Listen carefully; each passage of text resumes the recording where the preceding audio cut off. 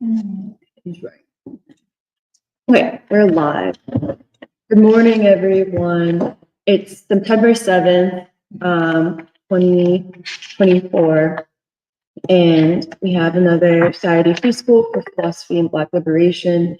And today, we're going to spend most of the time discussing the essay that Prabha brought up last week, called This Far No Further, specifically a discussion around the way Baldwin is formulating the state, question of the state, and then we'll also relate it to the Democratic Party and the poor. But before we begin, I wanted to turn it to Neri and Kathy because at the Parker Central branch of the Free Library, where we have this exhibit that some of us worked on for James Baldwin's birthday. We're also doing regular tours to continue walking people through the exhibit. And so the first tour was yesterday.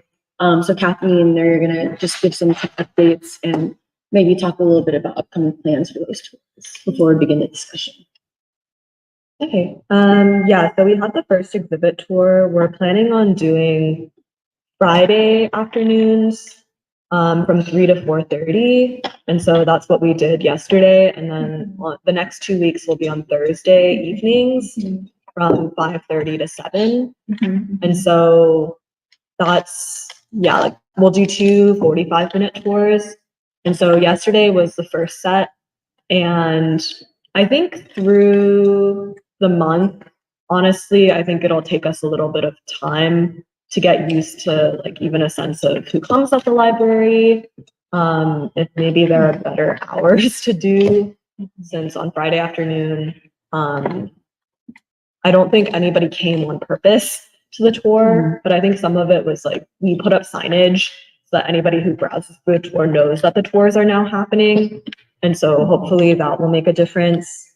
But the first, and then also we're planning on, like aside from those scheduled tours, I think if people want to come like with their reading groups, that seems like a good thing to do. And like people who worked on the exhibit, I think like if we can make that happen, like for instance, Lotus, we're planning on going 2 weeks from now, like as a group to discuss it. Since I think it's in some ways a physical marker of what we're doing in this city and how we see things. And I say that partially because there were 2 young women who were like browsing the exhibit, and then Kathy went up to them and was like, "Hey, like, would you like a tour?" And so we were talking to them, and they're actually in Philadelphia this weekend, basically for like, I think it was a YWCA like town hall for Gen Z, but it was mostly about actually like voting for the election and turning out the vote, like getting out the vote and stuff. And they were from Pittsburgh, but it was interesting because I think they're basically our age. One of them was quite young, I think like in high school, but they work for like a voting, like civic engagement nonprofit. And one of them like was really into reading Baldwin. And so we were trying to talk to her and like walk through the exhibit tour. And I think trying to actually convey the reality of life in this city and really getting underneath, I think, the assumptions about Baldwin and even the civil rights movement to say that Baldwin was not writing, I guess, to liberal white people. Like actually he was writing like to the Black poor. And I think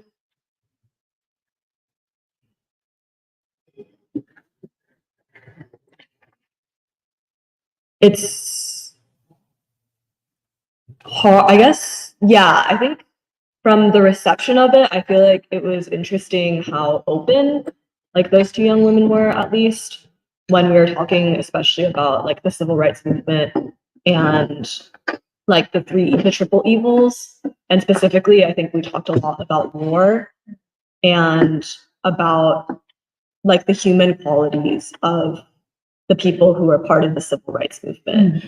And also like the fact that Baldwin can't be picked out as an exceptional individual and then examined in a vacuum, but that actually we have to see him in the context of both Harlem, like the Black tradition, and this long continuous line basically through Reconstruction. But I think going forward, I think there are a lot of different ways that one can try to explain the exhibit, but I think going forward, I almost don't want it to seem just like a regular tour of like, oh, these are the pieces that were involved, or like a literal description. But I think just making it very almost like ideologically plain, I think is important. And yeah, and I think also it's definitely different in, I think, smaller settings. And I think going forward, like I was trying to emotionally prepare again for like imagining just like 30 haters coming and then having to actually like, fight things out. So yeah, I think if we can get the word out a little bit more, and actually get people who are already in the library to know that this is going on. I think the first one was an interesting, but maybe like not typical, like data point in a way, where there were visitors from out of town. But I think even so, they seemed really, I guess, pleased and almost like thankful to have like stumbled on like this particular view of Philadelphia. Because yeah, it was actually interesting. Their first stop after getting to the city was to go to the library. For the exhibition, it's had the exhibition on the Oh, I didn't know. radar, but they hadn't known about the tours. Yeah. You know, that was all like, Okay. I mean, I don't have that much more to add. I'm also processing it because I think going into it, I was a little trepidated. It is why I like gave you a call right before, and it helped me. I think, yeah, it is important to, having had some distance between the inauguration and having had some time to really reflect on the changing and also increasingly more urgent purpose of the Year of Baldwin, to then look again at, I mean, nothing that we miss as so much as to just reappreciate all that we had done for the exhibition, just how to convey that and how to distill that. And I still think, I know going into the next tours, I want to think a lot about what that looks like. And yeah, I second what Nuri was saying. There's a lot of ways you could describe, like it is kind of similar to how not that long ago in preschool, we were thinking about how do you speak directly to the people before us concretely, but also about the urgency of this time, the deepening crisis, and also the acuity and the agony of Black suffering in the city, and that, yeah, and especially of children and youth. And I think, of course, the exhibition is an incredibly, important place to do such to raise such questions. And so, yeah, I think it is something I'm very excited that we're doing, because what we have been told is that a lot of people, since putting up the exhibition in the second floor balcony of the Free Libraries, Parkway Central Branch, there's a lot of questions. There's a lot of people dropping by, a lot of people looking and observing, and it's hard to miss it. It's hard to not see it on the way up on the stairs and be drawn in by all that beauty, like photographs of Baldwin, him smiling, the portraits of them by Buford Delaney. But yeah, that guiding people through like what this all means at this time, what Baldwin's life and this vision really means for us, heading into, I think, this deepening political crisis is really important. Those are a lot of the thoughts I had in my head going into all of this. And yeah, I think it was interesting. I also second that it was very interesting to see those two young women walk up to the exhibition.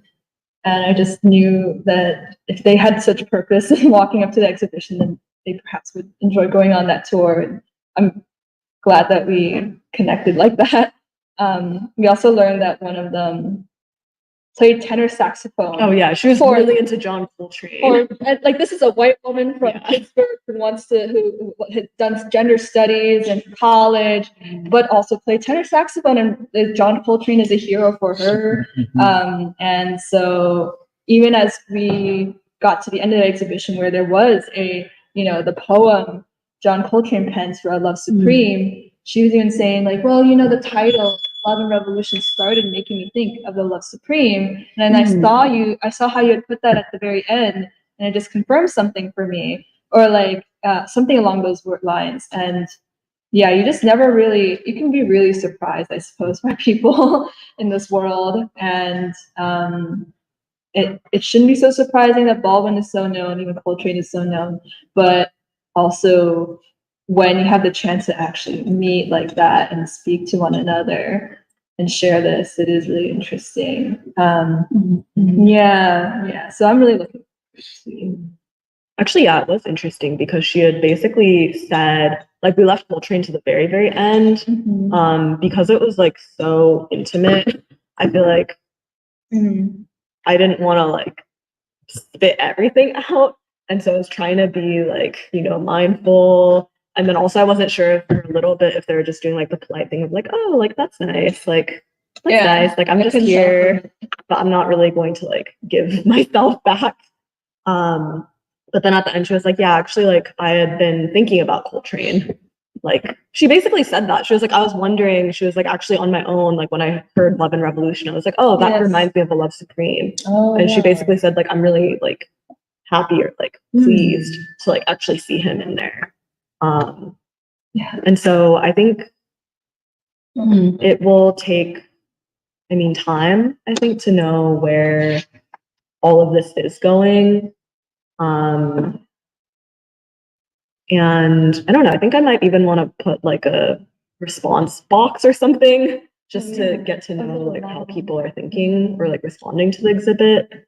But I think I'm really looking forward to the next ones, and I think Shimbarta, Blaze, Kathy, and I are gonna meet tomorrow morning just to like talk through like both the thoughts that we've been having over the last month and then how we want to like keep things moving through the rest of this month.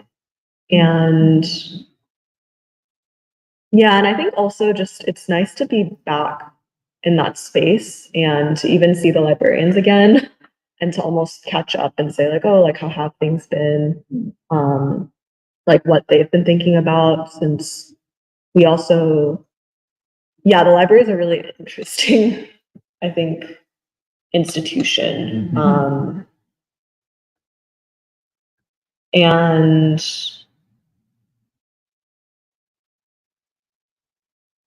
like I'm even interested to know like if there's been criticism, like what that criticism has been. But I feel like the interesting thing is that at least librarians, like they're not very interested in the criticism. Like I think they're just like, we're glad to be doing this.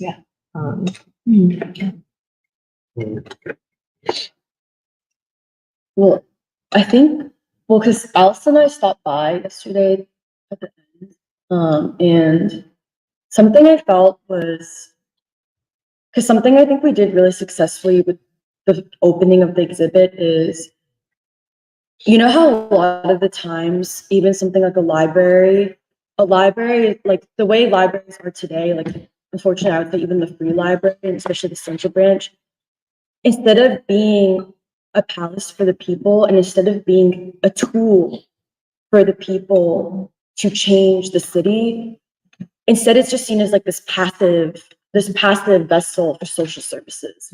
And I feel like in some ways our exhibit is us like basically setting ourselves as the vanguard of a revolutionary struggle. Like it's us saying like ideas and knowledge, to know Baldwin, to know him, his life, and his ideas is a revolutionary act, and is essentially a tool for the people to like sees what is their inheritance and also sees the struggle that is theirs, their responsibility. And it's actually pretty moving to hear about that young woman who knows John Coltrane, but may not actually know John Coltrane. Because I feel like in some ways we've said this before, but in many different people to varying degrees, it's like you can sense that really what we're seeing is the scattering of the Third American Revolution. Like a scattering, people know the name John Coltrane, people know King, it has transformed the people, but memory is not enough. And what we're saying is like the whole, I feel like the tour really has is a great opportunity where memory of Baldwin is not enough, to know his name is not enough. And what we're saying is like, now is the time to claim what is ours, like what is the people's. And because like, I saw Janice from our reading group, she's always at the computer, and she came to see the exhibit because she had seen it, but she never really stopped to look at it. And actually, it's a hell of an exhibit.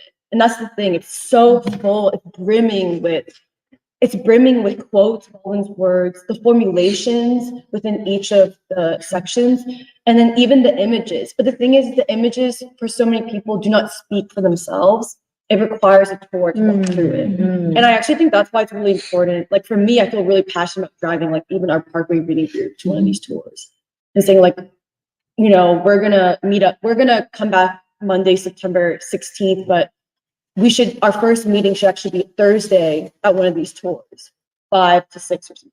Because I just think I think how we view like what we've made and how we speak, every time we can speak to the people and say in this concrete way, like this, in fact, you know the name John Coltrane, you may have seen Buford Delaney's art, you may have heard of Romare Bearden and James Baldwin, but this is the revolutionary edge of our country, of our like not yet accomplished country. Like this is the revolutionary edge, and in fact, within each of us demands a certain responsibility. I feel like that's kind of how we have to talk. And yeah, it was interesting because Janice, when she came, she only saw it briefly, but she looked at the exhibit and she was like, "Where's Baldwin?" The first thing she said was like, "Where's Baldwin's mother? Like, do you have a photo of Baldwin's mother?"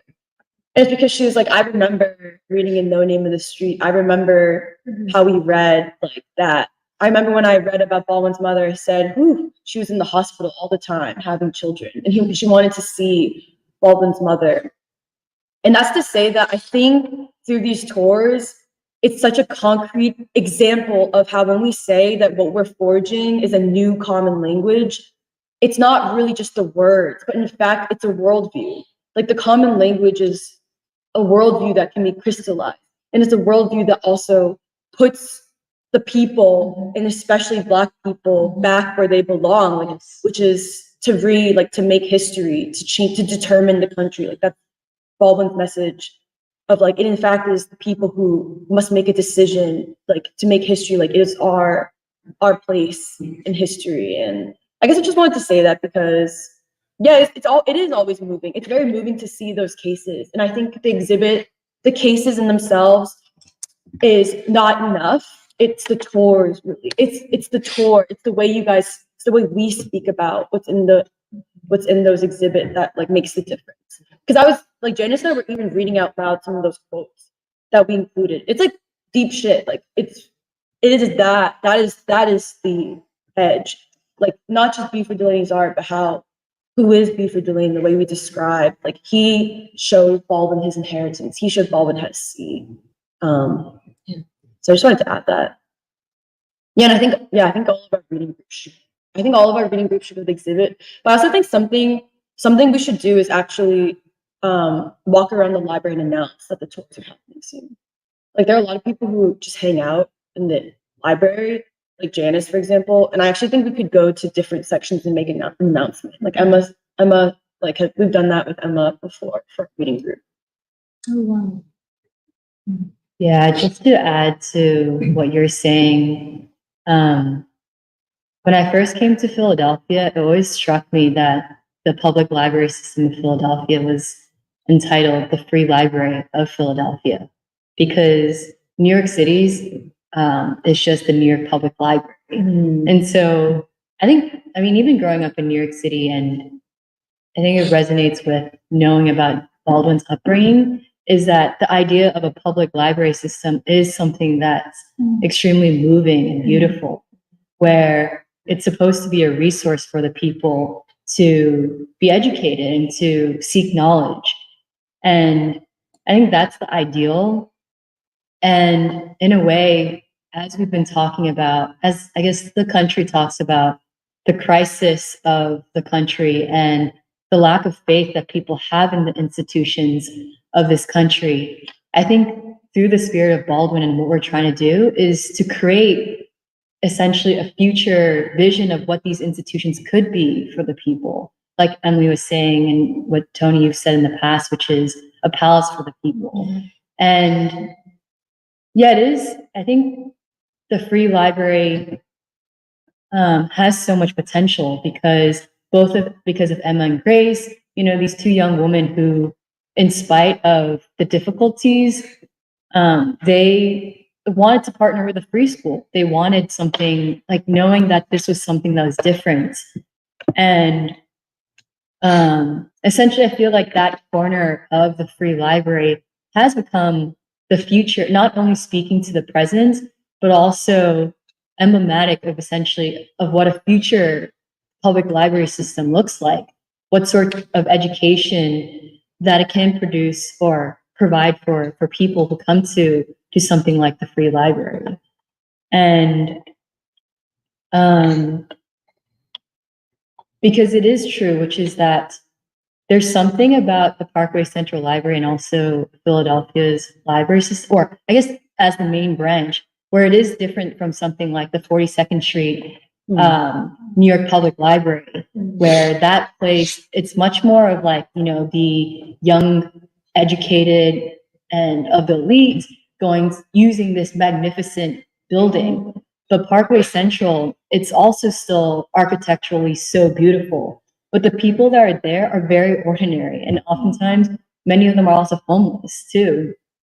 And Emma had said this before, which is that she really appreciates the role. I mean, I don't know all of it, but at least in conversation, she was saying that she enjoys the role that she has in the library because despite its difficulties, because it's sort of what you were saying earlier. Like the library isn't just a library of like books and knowledge, but it's also become a center of social services.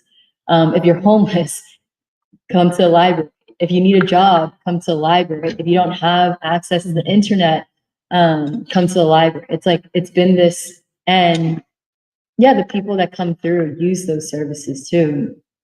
And that's what I think has struck me about this Parkway Central Library, like the potential to create something visionary there. And yeah, I think there's a lot of potential in what we can do with the year, even with the opening of the exhibits, the people that come through, and yeah, like even your idea of the suggestion box, Nuri, which is like I feel like just even outside of our tours, who are the people that come by, and how do you get a sense of what they're thinking, how they're responding to this exhibit? Because even anecdotally, from the conversations that we do have, it seems to resonate with people and provide something new that they hadn't make connections that they haven't made. And yeah, I think I'm just yeah, when I went there, it's like Kathy and like you guys, and even Shambarto and Blaze, like it's a huge task actually, where it's the constant throughout every day, every hour. That's the constant for the year of Baldwin, and people are coming through, and so it's a big task, and I think all of us are going to think about, you know, whether it's like similar to our events of printing out some of, I think like you guys had there was a post that we had of all the different days. How do we like flyer that, even like post it around the library so that people know like, oh, this upcoming Friday, there's this tour. Yeah. Oh, sorry. One last thing that Alice said hearing Alice talk made me think of is, I don't think I said it clearly enough, but it's not obviously just the people who made the exhibit, but just because we're talking about the exhibit, which is, I don't think we've talked about it before, but I think we shouldn't take it lightly that we represent something, us as people. And like, it was very clear that Janice knew, I think actually on the opening, it was clear to many people, including the man, that the volunteer that Alice met, and just people in the library, who knew that these exhibits were made by not the library. I actually think it's important that when we do these tours, it's very like, we should not take it lightly, like introducing who we are. Because Janice, for the first time, actually, Janice asked me, and like, we've been in many reading groups together. She asked me, she was like, so are you a student? She wanted to know if I was volunteering. She was like, so I never asked you, but do you do all this because you're a volunteer? And I said, no. Because she was like, who are the tour guides? I was like, well, they're my friends, but we're all in the Saturday Free School for Philosophy and Black Liberation. And I think it's important to explain, yeah, we made this exhibit. We have these reading groups. Why? Who are we? I'm doing this because it's to say that like we don't have to say like this, but we are trying to be new human beings. Yes. Like, I don't do this for money. I'm not even a volunteer for the library. I don't work at the library. Like, I'm doing this out of love for Baldwin, because I know it makes the difference between the old world and the new world, which requires the people to act. And I am the people. Like, I am like here. And I think because I think we've talked about our autobiographies before, but I think there's just something really important of carrying ourselves as a representative of like a certain moral choice. A certain moral choice, like, yes, this is my tradition. See the Black freedom struggle? Like, this is my tradition. It has changed my life. And yeah, I think it's like I think the seriousness with which we take ourselves as representatives of that is important.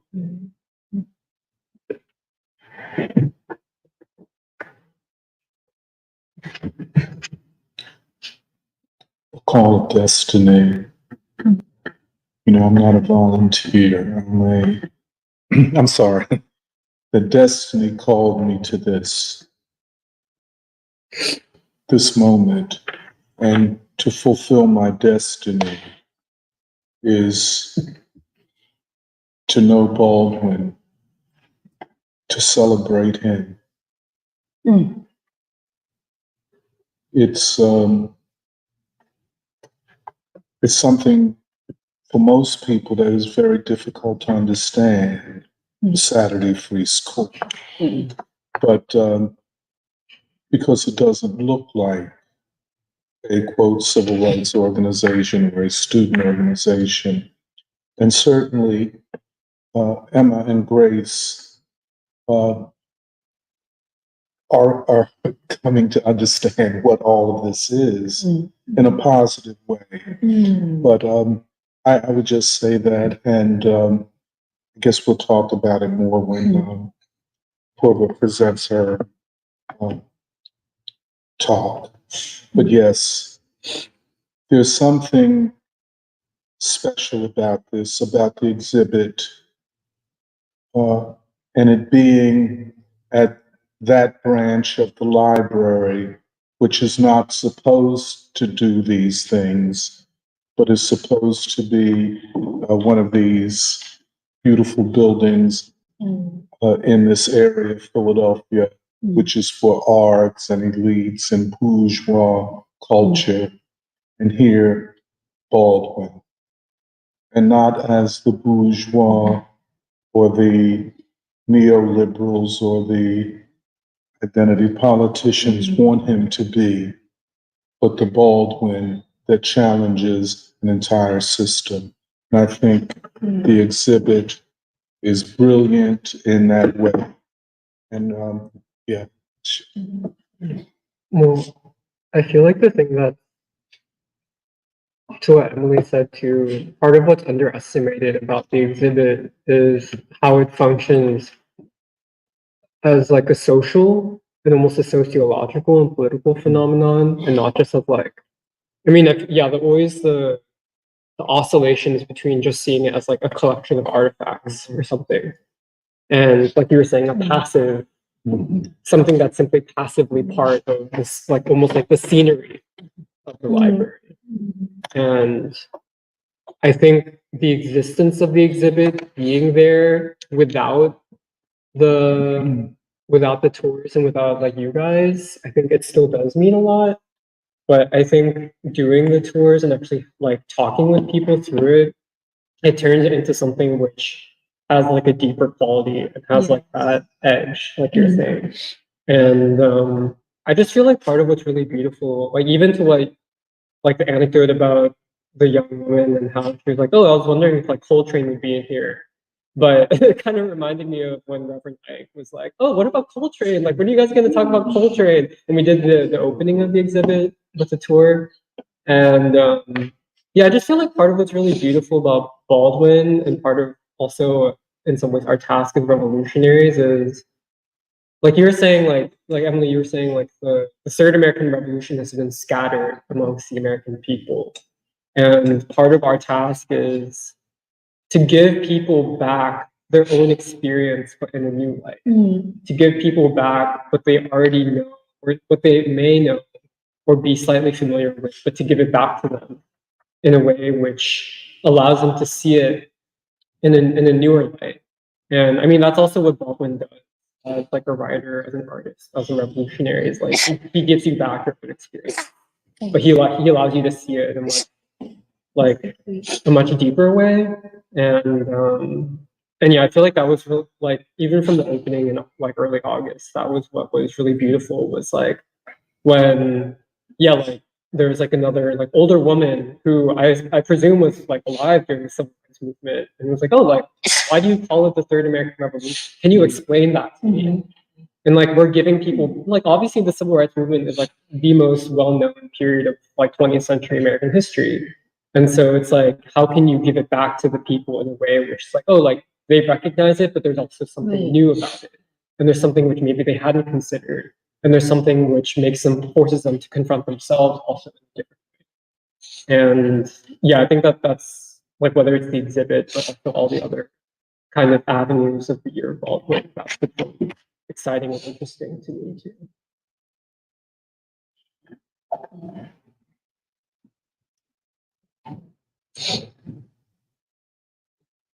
Okay, well, we're all looking forward to the following exhibits, and we will all be bringing our reading groups there. So watch out for large crowds. Yeah, I feel like you can't. Also, if you just want to go on your regular reading group time, like I think probably at least one of us can make it. Okay. So that's another, like if scheduling is really hard. Yeah, we'll give you a heads up. And then probably something we'll do at the Central Branch reading group is, I think our third session is when we'll watch the documentary. And so we'll make our reading group session where we watch the documentary public. And we can make like a small flyer for it. So if any of your reading groups also want to come and join our reading group to like watch it, we can have a discussion. Yeah, we're doing Mondays at Parkway now. Instead of Thursdays. Yes, at Thursdays, like 6 to 7:30, and we'll be meeting every week until January 2025. Okay. We have that scheduled out. Yeah. But anyway, I think we can move to her. But I know we've all been waiting for her to expand on her or the discussion from last Saturday. I'll turn it over to you and in the discussion on the state. Okay.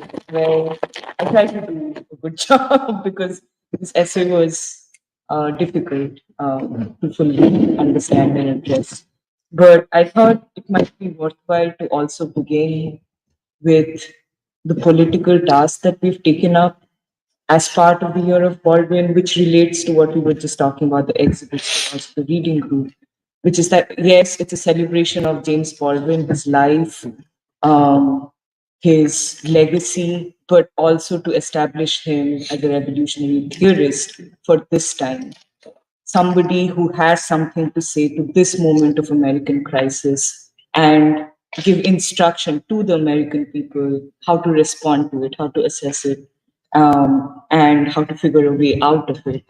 And, the language he uses or the logic or even, his emphasis or how do you say that word? Methodology. Methodology is actually a break from, it's an epistemic break from the European revolutionary thought. And this is why, Baldwin is so easily dismissed by so-called leftists because, he doesn't sound like Marx or Lenin. But what he does do, and this is what the documentary establishes pretty firmly, is that his chronology actually goes back to Frederick Douglass and the anti-slavery struggle and the understanding that the American democratic struggle had failed, had not succeeded in freeing Black people, which meant that the struggle for freedom had to continue. And unless you see this chronology, unless you see Baldwin's rooting in this chronology and in the life world of the Black poor, you cannot see the Civil War and Reconstruction as the Second American Revolution. And you cannot see that its defeat created conditions that necessitated the Third American Revolution, which was, the Black freedom struggle with King and Lawson and Diane Nash and all of them. And particularly in this moment, and I think I was reminded of this when you guys were also talking about how people respond to the exhibit and how they try and make sense of civil rights movement, which is a part of American history, but there has been no attempt to make it, an actual actionable part of the revolutionary process in this country going forward. It's important to return to Baldwin, and it's important to see him as a theorist, especially also to make sense of this particular moment of American crisis, which is a crisis of legitimacy of a white supremacist state and a crisis of legitimacy of a ruling elite that perpetuates the agenda and the values of such a white supremacist state. And we've talked about this a lot in the context of the upcoming elections and what we want to say to the American people. And I think Baldwin is also uniquely suited to give us an understanding of what is at stake in the election that's coming up. What is it that really needs to be fought for right now, and how all Americans, Black or white, should position themselves in the context of what's going on to decide what kind of country they want to fight for. And in the free school regarding the elections, we've said that the Democratic Party is the most dangerous political institution in the world.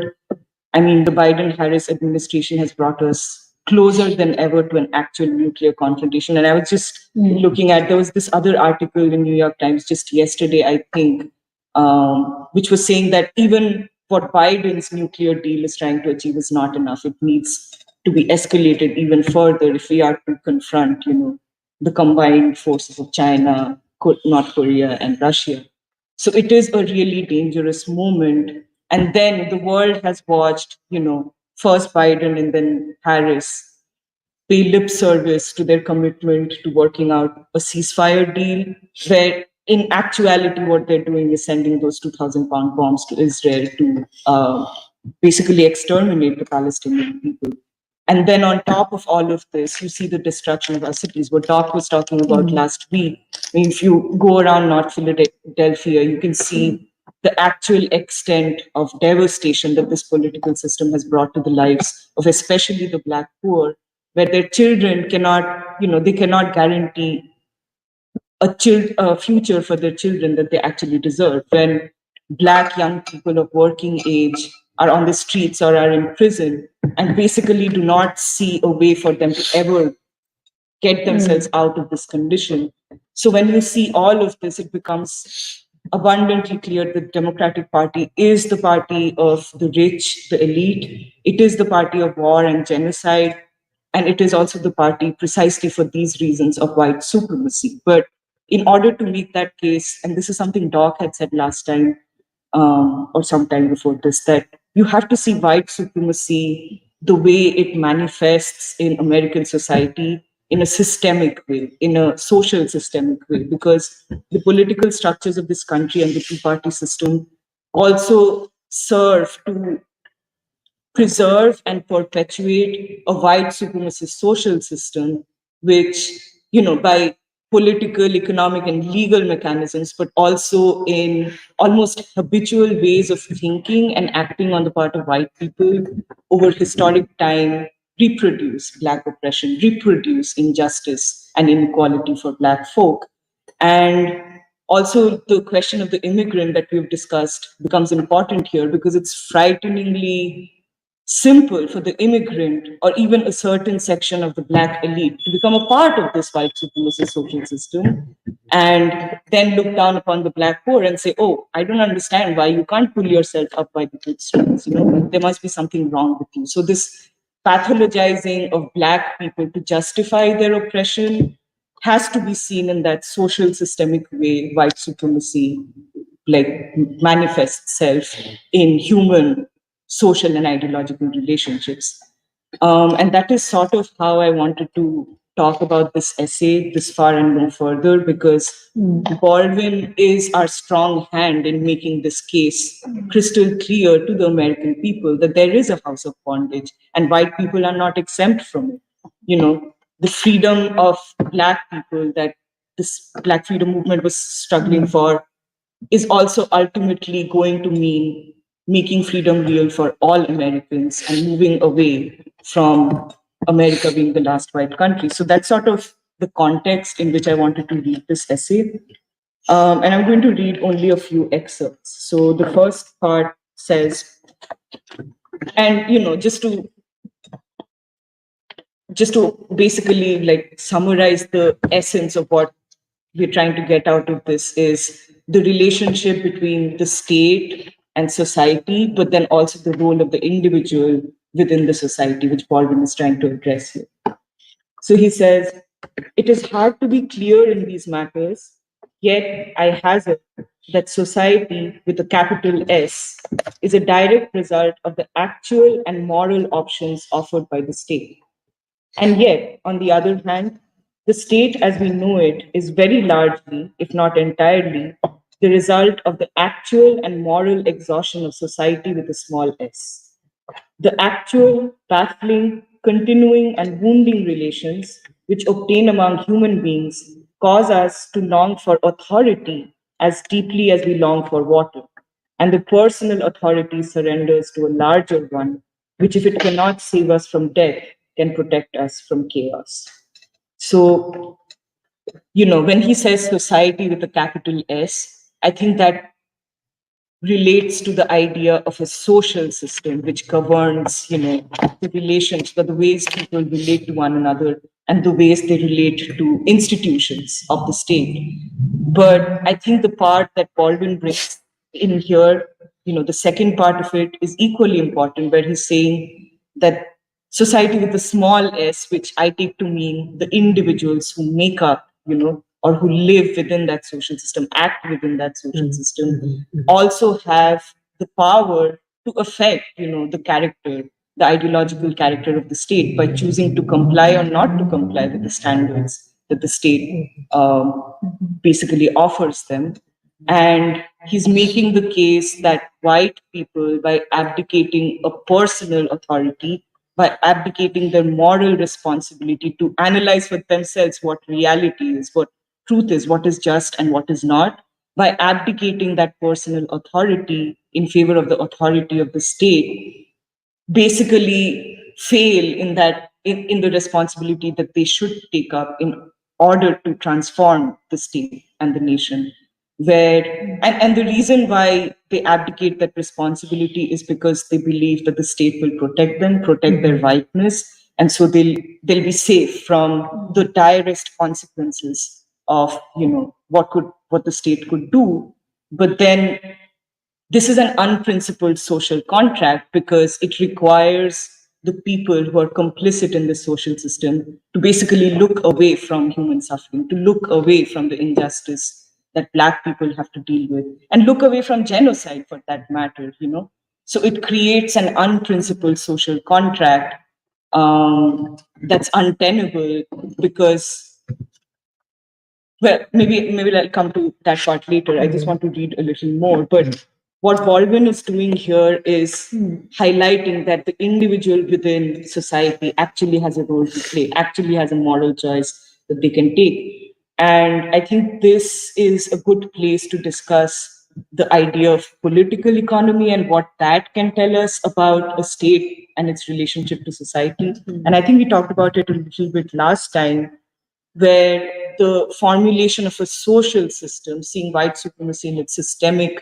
manifestation, goes further than political economy can do to understand American society, but also to understand the dimension of the crisis American society is right now. Because political economy, according to political economy, the mode of production over determines the character of the state. So you have like capitalist state, socialist state, but then political economy does not preclude the possibility of a socialist state, which is also white supremacist, which is also warlike, But the other thing, the idea of the social system goes beyond it precisely because of this reason that I said, because it gives agency to the human being within society to take up the revolutionary task of transforming the nation and the state. I want to read a little more. So the next part that he says is, yet there lives always and with unpredictable results within the human beings who is society, something which that society which controls him and which he has created can never know or reach. It is this inchoate, largely incoherent, irrepressible energy which has demolished empires. Every state without exception co-opts, corrupts, or destroys all those within its proclaimed jurisdiction, and sometimes, as in the present century, beyond it, capable of saying no. But no state has been able to foresee or prevent the day when their most ruined and abject accomplice or most expensively dressed prostitute will growl, this far and no further. And I think this is really significant because it gives a very clear picture of what, according to Baldwin, is a theory or a formulation of social or revolutionary change in a society. Because for him, it begins with the individual within society making a certain moral choice to say no, to say that this social system that we are existing within is unjust. It is the cause of suffering for our own countrymen. It's the cause of suffering for so many people across the world, and we cannot stand for it any no, no. And we cannot stand for it any longer. And I wanted to make 2 points related to this idea. The first being that this way of looking at, revolutionary change actually clarifies how the Black freedom struggle was the Third American Revolution. Because what they did, instead of focusing on this politician or this policy, what they were saying is that this is an unjust social system and it needs to be transformed. We need a revolution of values which takes America from a thing-oriented society to a people-oriented society, where the state is more invested in the welfare of its citizens, white and black, than they are invested in war and conquest and domination across the world. And then the other thing it did is that by dramatizing, the dimensions of injustice, dimensions of oppression faced by Black people, they actually made it impossible for white people not to see their complicity in the social system, not to see that whether directly or indirectly, they also contribute to the oppression of Black folk by participating in an unjust system. And then it also provided an alternative, an alternative to this white supremacy social system that came from the lived experiences of Black folk, from the Black proletarian imaginary, which was centered on the human being, which was centered on love for the child, and which saw love as a revolutionary transformative force which could heal the society, which could heal the fragmentation and brokenness and the racial tension that was the society was always engulfed in because of that unprincipled social contract between the state and society. And the second point I wanted to make is related to something that we were saying, even about what we are trying to do with the Year of Baldwin, the exhibits and the reading group, is to locate the role of the American people, but also in particular the role of Black folk in this moment in history. What the Democratic Party, and we touched upon this a little last time, what the Democratic Party is trying to tell Black people, or at least a section of Black people, is that there's a place for you within the white supremacist social system. There's a place for you. You'll have your, reproductive rights. We'll take care of affirmative action. We'll take care of whatever gives you a way to exist in this white social system with, your wealth, privilege, or whatever intact. All you have to do is basically unsee everything else we're doing, unsee the genocide, unsee the oppression of the Black poor.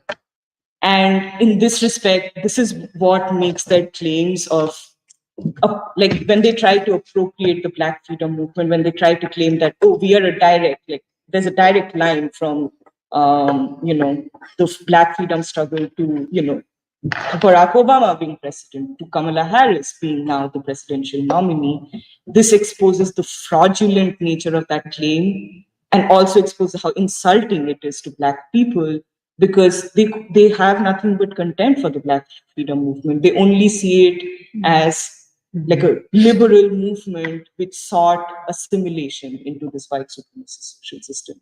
And they see, the passing of the Civil Rights Bill as, fulfillment of a partial promise that, now we can incorporate Black people in this unjust social contract.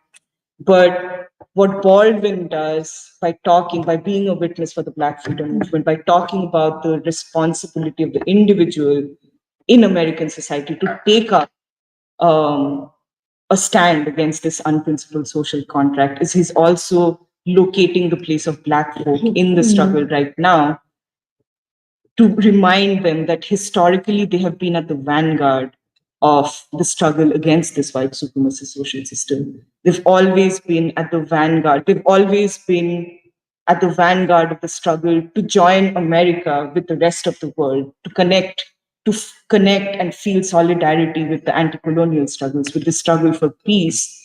And that is the historic place of Black people even today, and Baldwin can be an entry point to reach that realization, to take up that revolutionary task again. And I think Baldwin, in many essays, this is not the only one, even an essay like Letter to My Nephew or Notes on a House of Bondage, is actually leaving instruction for the American people in this point. And his instruction to Black people is also that they have to accept white people. They have to show through love, through acceptance to white people that they are not in this house of bondage. And unless they break free of it, America will never be achieved as the nation that it needs to be achieved. There's a little more, because the essay after this goes on to talk about, the prison system. There's a little more that I wanted to say about that, but I can also wait if people have comments.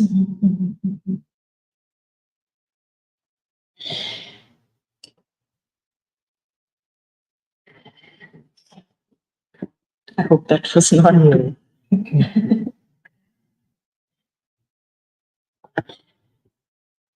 Well, I think it's very good, and these new regions of theory, which and the function of theory in the production of knowledge and the clarification of reality is when it draws upon a revolutionary epistemology. Theory is a way to generalize upon a situation. So it is not without a place in the revolutionary process. And exploring all of these regions of Baldwin's thinking and theorizing, and that's precisely what he does here in a very deep and profound sense. And it is the conjunction of the individual with the state. And as Baldwin puts it, the moral abdication of white America. Hence, their self-imprisonment, their self-betrayal. And that's why I always say, what you are doing to me and my children, you are doing it far more to you and your children. I know I have a sense of what he's talking about, this default position so often among white people and a lot of elite immigrants. Well, I didn't know. You know, how can I be held responsible? Because I didn't know. And Baldwin says, you can know. Right. And you must know. And so on. But I think also in Baldwin, we talked about this a couple of times, for all humanity, nature of the struggle. This is new. In a sense, by putting things in this way, we are acknowledging that the anti-colonial struggles in all of their manifestations and the Black freedom movement have achieved a great deal. And the perspective that we are now wrapped in a single garment of destiny, by which I take to mean that the struggle is all humanity. And therefore, the moral imperative assumes a higher positioning than perhaps ever. And this is what Baldwin is saying. And if you look at the American moral landscape, what we see, even up till today, is white means moral abdication.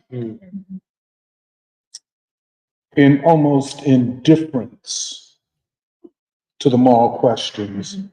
And by implication, if the state will protect you, then you must protect the state. But in protecting the state, you are protecting an unjust institution, which itself protects the white supremacist social system. I think if we work out the calculus, the Baldwinian calculus, this logic, it makes all the sense in the world. And it thus establishes how the moral imperative is the revolutionary imperative, how love is a revolutionary action or consciousness, because love is the recognition of the all humanity nature of the human struggle at this stage. So there is no separation of Black America from the Palestinians.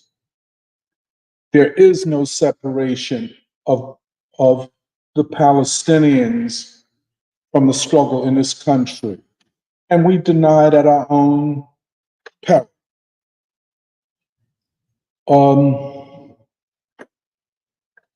I guess, I would just, when you look, and Philadelphia is a good place to study this because it is so concentrated here. The poverty is so in your face that any talk of incrementalism, that, well, we've made progress. How do you measure that? Look, we have Kamala Harris. Jay-Z and Beyonce are billionaires. And if we wait, eventually a rising tide will raise all ships. But that is to deny it must deny that the Black Revolution, that means it was a second and a first, which also suggests there must be another American Revolution to fulfill the unfulfilled. And if you take revolution off the table, you throw morality out. There is no moral position that does not acknowledge that to lift the poor out of poverty, in this city, I would suggest that upwards of 75% of Black children live in or near poverty. 50% of Black Philadelphia lives in or near poverty. That we experience extreme poverty, not just poverty, but extreme poverty, poverty unto death, psychological and physical illness of the types that have never been seen before. The poverty of Black people is a part of the general immiseration of working people in general.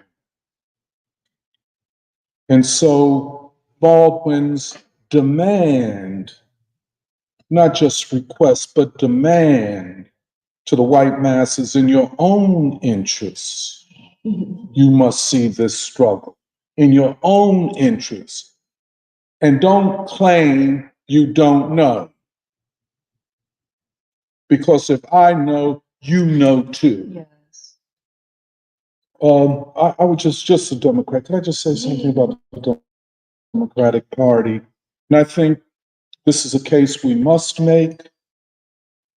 And the case can be made starting from the standpoint of poverty and Black child poverty.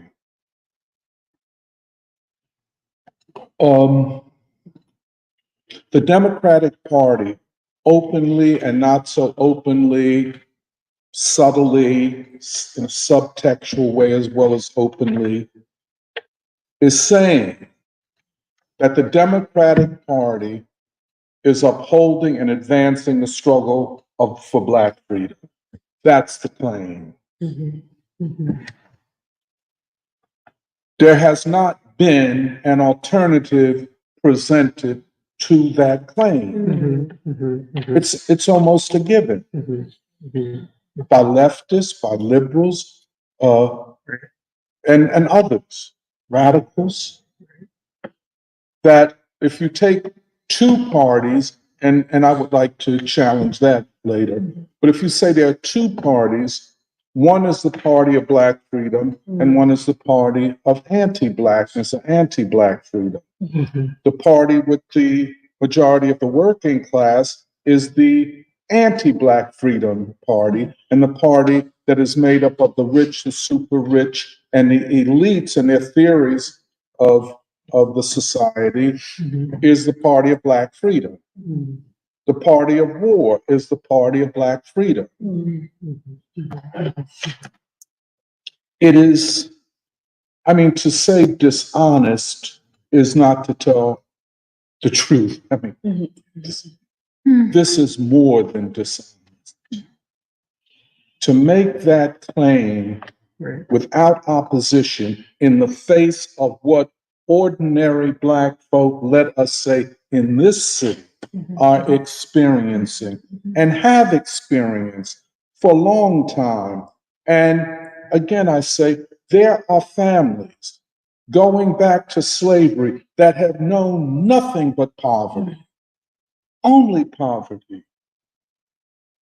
And yet, this powerful institution known as the Democratic Party is the party of Black freedom. Well, how can it be the party of Black freedom if it is not an anti-poverty, anti-war party? And it's none of that. So I think our assertion, and this is something, we're going to work on more, that this is a white supremacist social system. that the economy is one institution and not, as Purva said, the overdeterminative institution of how the society functions, how it is constructed. Because, again, to talk about social systems is different than talking about modes of production. And I would not dismiss either. Mode of production is a very important category of analysis, etc. But it does not supersede a larger social system, which is more closely connected to a civilization. So if we talk about a white civilization, and we must, then the social system of the United States in particular is a white social system, or better, a white supremacist social system, a social system which produces and reproduces over long historic periods white supremacy and Black oppression. This is not, what we see is not the result of bad policy. So if we change policy by changing parties that run the national government, we will make incremental change towards changing the system. Nothing could be further from the truth. Nothing could be further from the truth. And I think once we interrogate all of the assumptions, some of which I've laid out, their argument makes no sense whatsoever. And our argument that the Democratic Party is the principal political agency upholding a white supremacist social system and the state mechanisms which defend all of that. This argument must be made. Some will say, well, what about the Republican Party? They're filled with racists. And you're right. There is no question about it. And you see the machinations of a person like Donald Trump, who dishonestly tries to build a coalition with white people and white racist politicians in the name of progress. Well, it's not going to work. It's not going to work. However, all of that having been said, the elite, the ruling elite, cannot tolerate him because they cannot predict the future of the white supremacist social system under his presidency. I mean, you don't have to be a rocket scientist to know that the whole ruling class, well, people say, well, what about this one or the other? No, I'm saying in their vast majority, let's say 90% of those who are part of or constitute the ruling class of this country are against Trump. Or put it better, against the movement that Trump represents. And so the question becomes, well, then what is the Democratic Party? And here, I think going forward in this year of Baldwin, as we talk about the agony of Black suffering, and we have to talk about it, and that Baldwin spoke to suffering. And if you don't understand that, you don't understand anything about Baldwin. And that the suffering that he talks about and the agony that he talks about goes back to enslavement, the defeat of Reconstruction, and this long interregnum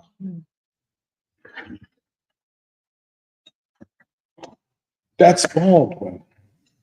But if we talk about the agony of Black suffering, we have to talk about the hypocrisy, the cynicism, the big lie of the Democratic Party and its agents, Black, white, and whatever, in upholding this. I just one other thing. The slogan integration. Integration arose as a popular slogan, a popular concept to counter the idea of segregation, to integrate the society. Well, there's nothing wrong with that. To integrate the society, to break down all separation and all inequality based upon it. Because, let's keep it real. The segregation system is the Jim Crow system, which is upheld by law. And although we might not have the time to do it today, see, the Plessy v. Ferguson decision in 1896 made an intellectual move, a legal intellectual move that cannot be underestimated. And that is to take what was biological or presumed to be biological, race, physical races, and their separation, to take it from a biological, what we call a somatic, to a legal level. So now it is not only what you see of difference. We can all see physical difference. And, in societies, habits and predispositions are often based upon what we see. And, well, we see difference. So the difference must be as deep as what we see or presume to see. You see what I'm saying? Yeah. But that is not sufficient in the modern American legal system. You have to make whiteness a legal category, and hence a political category. And that's the question of the immigrant, who is different physically, but increasingly is assimilated into the system legally and politically, especially at the elite levels. And thus, what we are now experiencing, and this is what Baldwin gets, and this is why his theorizing, I think, advances Du Bois's. In that he saw racial identity as political and associated with a choice about the state. To choose whiteness is to choose a specific relationship to the state and to Black folk. So, I know, we struggle with this. I talk about it to members of the free school. What does it mean when, let us say, Asian Americans or Chinese Americans establish as much distance between themselves and Black folk? What are you saying? It is a choice. It is a choice of whiteness and a choice of the protection of the state, and hence the legal protection of whiteness. You see what I'm saying? I guess the last thing I want to say on this Democratic Party, it must be done. And I agree with poor Baldwin is a good place to base our argument. but it must be done. This is a question crying out to be addressed. People are trying to figure out, what is this political party with all these Black people, with Stevie Wonder and Patti LaBelle entertaining them? What does this say? Or better yet, what are they saying? Right. You know, there's something very grotesque here. Stevie know poverty, Patty know poverty. Have you forgotten? Or maybe you just don't want to see it. Because to see poverty is so jarring, and Black poverty, to see it and then see all this politics of joy. There is, I would say, in the Baldwinian sense, a moral abdication, especially Stevie Wonder, who claims to be the conscious element of the Black artistic entertainment class. Black people cannot be and never will be integrated into a white supremacist social system. It defeats the whole meaning of the white supremacist social system. Right. Can some Black people be integrated? Of course, they already are. And they're doing very well, thank you. But that's the nature of a ruling class who can't rule the way they did before the Third American Revolution and must recruit to their system Black elites. And you must continually attack at every level the Black poor. That is up to 75% of Black children who you will not do anything about or for. In fact, I don't even know if poverty is in the Democratic Party platform. Even if it is, it's not talked about. Poverty and war as twins of a system. You can't be the party of war and the party of Black freedom. You can't be it. So Black people will never be integrated into the system, because to integrate Black people, quote unquote, to integrate, which is tantamount to undermining the white supremacist social system. Our separation is literally an imperative for the existence of the system. Our imprisonment, both what it means symbolically, but also what it means in terms of impoverishing Black folk, is necessary. It's not just bad policy. It is a system requirement. And the Democratic Party, as it exists today, especially as it exists today, is an imperative for the ruling class to continue to rule. If you don't see that, you don't understand the United States. If you're chasing some dream of a class struggle a la Europe in the 19th and early 20th century, if that's the dream you're chasing, you will never be a part of liberating this nation. And it is, as Baldwin says, and I think the exhibit says, to liberate the nation from white supremacy. Not just to liberate Black people from white supremacy, to liberate the nation from white supremacy, and in so doing, to liberate the nation from war and poverty.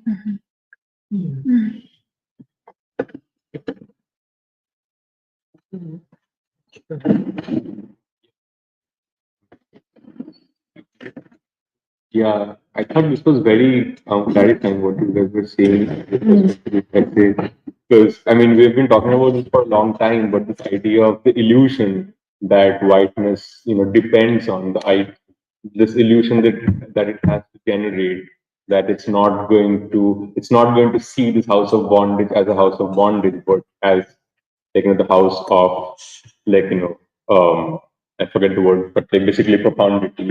Like you have to generate this idea that whiteness is desired, and that's why this is. I mean, Baldwin talks about this elsewhere, where he says that the American attitude has always been to not change a situation, but at the same time to seem that you have changed. And this is what, this seems very clear with respect to what you were saying about the Democratic Party today, what it's trying to do as to basically assert itself as the vehicle for Black freedom. This seems, I think it makes it clear why, why this is such a grotesque time, because at a time where this is like this is the crisis, the crisis of whiteness has reached a point where it's become increasingly easy to be white in a sense. And I think when we when we studied this 60, 70 years back, it had always seemed to me that the idea of exporting whiteness has been very easy for for the formerly colonized nations. And I think this manifests itself here in terms of the immigrant question, where of course immigrants are immediately corralled into come into whiteness. But it has been the Black freedom movement which has stood as a bulwark against that, because it has always been very difficult to put up the idea of integration to the Black freedom movement. But I think from what you guys were saying, it seems that now this is at a point where this is immediately this is the new strategy, where they're essentially trying to claim that at this time the way towards the way towards freedom, the way towards quote unquote freedom is of course part and parcel of the Democratic Party agenda, and which allows which allows Black people to essentially let go of the strivings on which the entire Black freedom movement had been based. But it seems, I mean, what you were saying about Baldwin furthering Du Bois, I was thinking of this when I was reading the essay, that I was thinking of Sociology Hesitant, where Du Bois is basically laying out the same question about what the what the study of society requires. And it seems that it seemed very similar to me, this essay, where he's asking the question of there are two societies, one with a big and a small s, and in order to study society, I think the two of them are saying it in different ways, where in some ways Du Bois is saying in order to study society, you have to see that the individual is a part of society, and therefore any study concerning society has to have the dialectic of the individual and society. But I think what Baldwin does is he brings the question of the modern state, the white supremacist state, which is predicated on the on I think it's predicated on hiding out this connection. It's predicated on the fact that the individual is something permanently forever removed from from society, and therefore this is what we had been trying to think about a few months back, but the connection, but the individual and the human being. And this is the white supremacy has been predicated on the assumption, and the assumption has been maintained by force, that the individual is or the human being essentially is something removed from society, and therefore it has of course led to all kinds of study about the society, which has led to today the way that everyone like the way in which political economy is considered to be the arbiter of social movements or to understand societies today, in terms of what the left is trying to do. This seems to be an obvious outcome of the fact that this comes from the white supremacist formulation that the only role of the individual is essentially to to have to be a victim, or it's like the role of the individual is to be a victim, or it's the role of the complainant, but not as part of the interact, or not as part of society, which means it's both being affected by society, and society is also, as Baldwin is saying, a reflection of his moral capacity, of the moral capacity of the human, of the individual human being. So I thought, yeah, I mean, this is it seems a very deep question, and I think Pooja was saying that you can have a socialist state today, which can still be which can still be a state for war and for poverty and for genocide. But this is a very new idea but I think it makes sense because as long as you tend to think of the nature of the state as emanating from political economy, you don't have to ask the difficult question of the role of the human being in the social system. And this is something that is incompatible.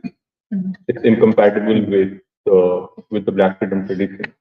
I just wanted to say that because it reminds. Could I just say one small thing to add on to what you're saying?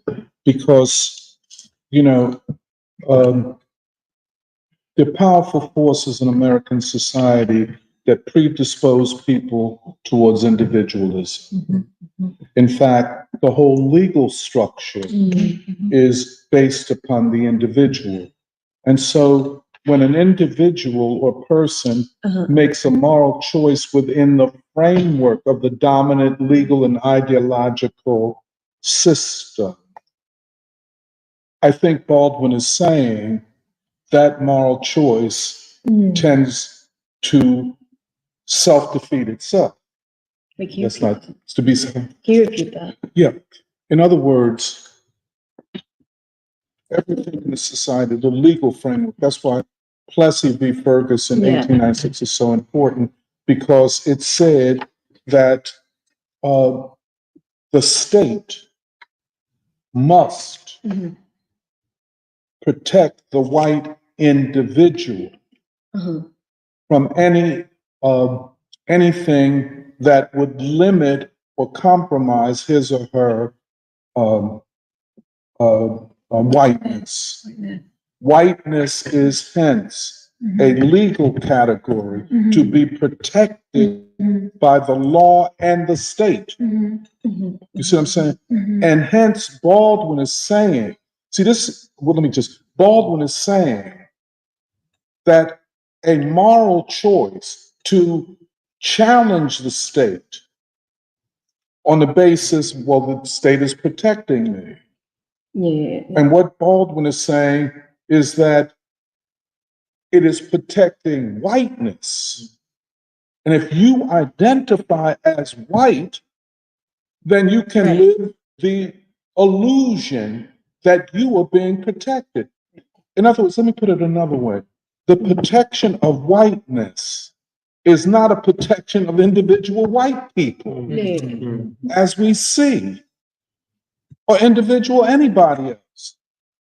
But that's one part of it. But the other part of it is the abdication, I want to underline, abdication of the moral duty. And that's why Baldwin is always putting against white Christianity, and saying, putting it in opposition to Black Christianity. And Baldwin makes this point that white Christianity, I think he makes it or suggests it, is a state religion. White Christianity upholds whiteness and by so doing upholds the state and by so doing upholds the white supremacist social system, which when deconstructed defends whiteness and not you, individual white person, which is the contradiction that we see manifesting itself today. And that's why you get the Tucker Carlsons and the Donald Trumps. They just don't know how even to begin to think about this. Well, what are we? Make America great again? They don't even know what that means. And it doesn't mean very much. But I think you see my point. That's why I want to go to the Plessy v. Ferguson and whiteness. The protection of whiteness is not the protection of white individuals, no matter what white individuals might think. But then this is why almost all theories, and I put quotes, of the class conflict, when attempted to be applied to the United States, runs up against every kind of, theoretical, but also on the ground practical contradiction. Because, see, to get to class consciousness, you have to deal with the question of whiteness. And I'm not just talking about performative whiteness, I'm talking about the theory that law and the state are obligated to protect whiteness. And, no union, no whatever, social democrat or whatever, ever addresses the question of whiteness. And always will say, well, we won a favorable wage settlement for our workers. I mean, to which I say, beautiful. But your workers, 9% of the working class in private industry is organized into a union. 9%? Emily and Alice went to and I think Nuri and Jerry went to the Labor Day parade. They said there were 1,000 people there. I said, well, about 15, 20 years ago, and even further back, you would have 20 or 30,000 workers. What happened? Well, in a sense, the state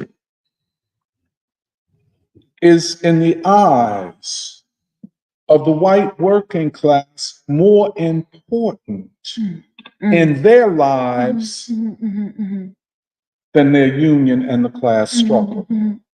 Because the state defends not their class interests, but their race identity. You see what I'm saying? And therefore, Baldwin is and King and all of them are absolutely right that until this question is resolved, you can't resolve any other question, which is also the question of the defeat of Reconstruction, which is also the question of the centrality of the Black struggle. What Baldwin is saying, that being outside of the state, there is, and I mean, let's keep it 100, there is no obligation on the part of the state to protect Black people. Stated and unstated, the state protects whiteness. Again, I said, which does not mean they protect the individual white person, but whiteness. There is no protection. With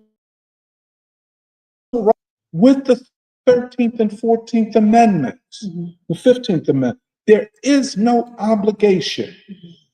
Even with Brown v. Board of Education, which supposedly overturned Plessy, there is no obligation of the state to legally or in fact protect Black folk, which then makes us you know, that force Yeah. whose interest as recognized by most Black people, our interest is in the immediate change of state power. And it doesn't take much. I mean, of course, it's obscured. Don't talk about, things you can't talk about. Just like in 2024, you can't say, well, Kamala Harris, when did you become Black? That's off limits. So you can't talk about that. Or you can't ask a certain question. Well, uh, 30 to 40% in Philadelphia of Black men who might decide who the next president is are either going to vote for Trump or not vote at all. Well, is something wrong with that? To which the next question is, why is something wrong with them? Maybe it's something wrong with the system that you're trying to defend. And this, I think we can tease all of this. And we can, and it will be a contribution, to the overall struggle for revolutionary, democratic, and emancipatory movement, a new type of movement, all humanity in scope and in essence, but at the same time taking on the paramount democratic question gone unresolved all of this time in this country, which is the question of the oppression of Black people, and on the other side, the legal political structures that defend whiteness, which gives an ideological architecture and unhappiness. You know what I'm saying? The architecture is so anti-human and anti-Black. You just think about it for a minute. You say, well, shit, this is anti-Black. You know what I'm saying? And you see it all around you. But what is it? What are the mechanisms of this? And this is what we can explain. And I think the logic of that explanation forces an inevitable collision with the Democratic Party and the elites that run it. You can't get around it. You can't be for Black freedom and not challenge the system and structures of the political party system and so on. I'll stop. Hey, can I quickly? Well, I just wanted to this thought came to my head because I think what we are also saying is that a certain amount of work needs to be done to make concrete what we mean by white supremacist social system and use that as a basis to explain something about the political crisis, something about the Democratic Party that people are just like choosing to not see, even though Baldwin has 100 essays which deals with this question. And actually, I think and also because it's so easy for an individual white person or even an immigrant who's assimilated into this social system to claim distance from it. Like, oh, this doesn't affect me, I'm not racist, I don't have any ill feelings towards any Black people, so how can you include me in all of this? But something even about what you were describing about this person who came to the exhibit, and don't get me wrong, I'm not trying to take anything away. I do think it's beautiful that they recognize Coltrane and are drawn to Coltrane. But then, there is a question to be asked. Do you see Coltrane in the people that produced Coltrane? Like when you look at Black people, when you look at especially the Black poor, the suffering, do you see Coltrane in that people? And or are you not able to see because you're bound by certain habitual, certain almost subconscious ways of thinking, where you can think of a Coltrane as almost like an exception, like something that happened that almost by accident, but you don't really see that this was produced by a struggle, this was produced by a life force that fought for certain standards, moral standards that the white supremacist social system did not have. So I feel like in my head, like some of these examples also help concretize the ways in which the systemic view towards Black people like it manifests in people's actual lives, in their actual thinking, in what academia is trying to teach its students, and so on. And of course, like, related to that is also how they treat Baldwin. Like, we've talked a lot about how the way, the elites want to look at Baldwin is as a voice of queer resistance, even though everything he has written is screaming, is at the top of his lungs that no, this is about the freedom, this is about Black suffering, this is about freeing Black people, but in that process also freeing all Americans. But you can unsee all of that and just talk about, queer resistance, because that's the part of Baldwin you know how to even fit into this overall structure. I mean, I've asked myself this question: if Baldwin, was straight or whatever, nobody would have like turned to look at him. And yeah, I mean, all I'm trying to say is that basically what this does to you, to somebody who's complicit in the system, is to take away any fighting chance you have to be a moral human being and also an American. And yeah, that's what. Yeah, but I feel like it's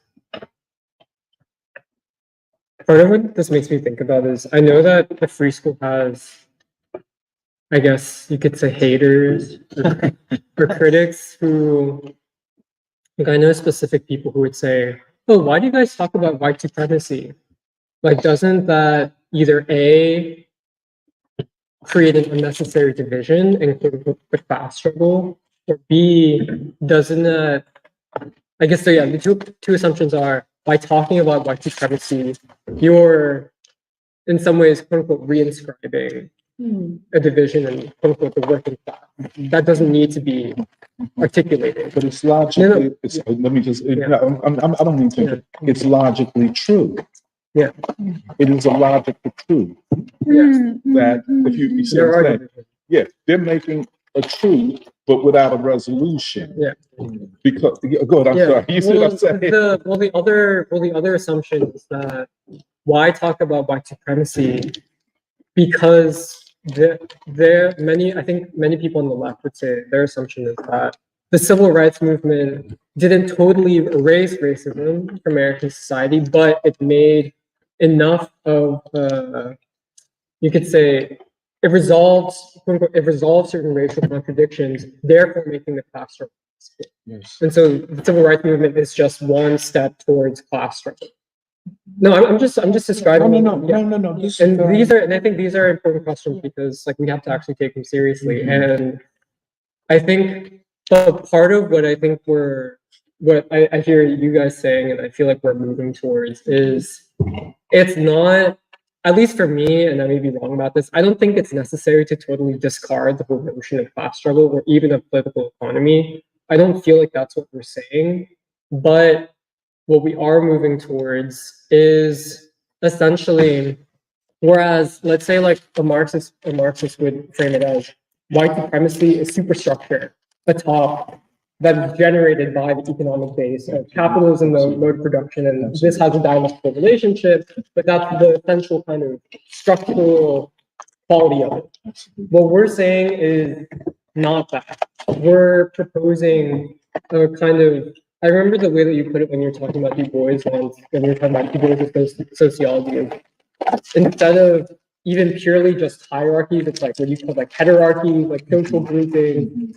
And I think I'm still very interested in how we actually work this out philosophically. And I think part of it is the unspoken assumption is that people don't see either, especially they don't see Baldwin as a philosopher. And maybe they would see Du Bois as a philosopher, but they don't see Du Bois, King, Baldwin as scientists, as philosophers in that sense. And I think this is part of the unspoken kind of architecture of how the discourse gets carried out. And I think that being said, I feel like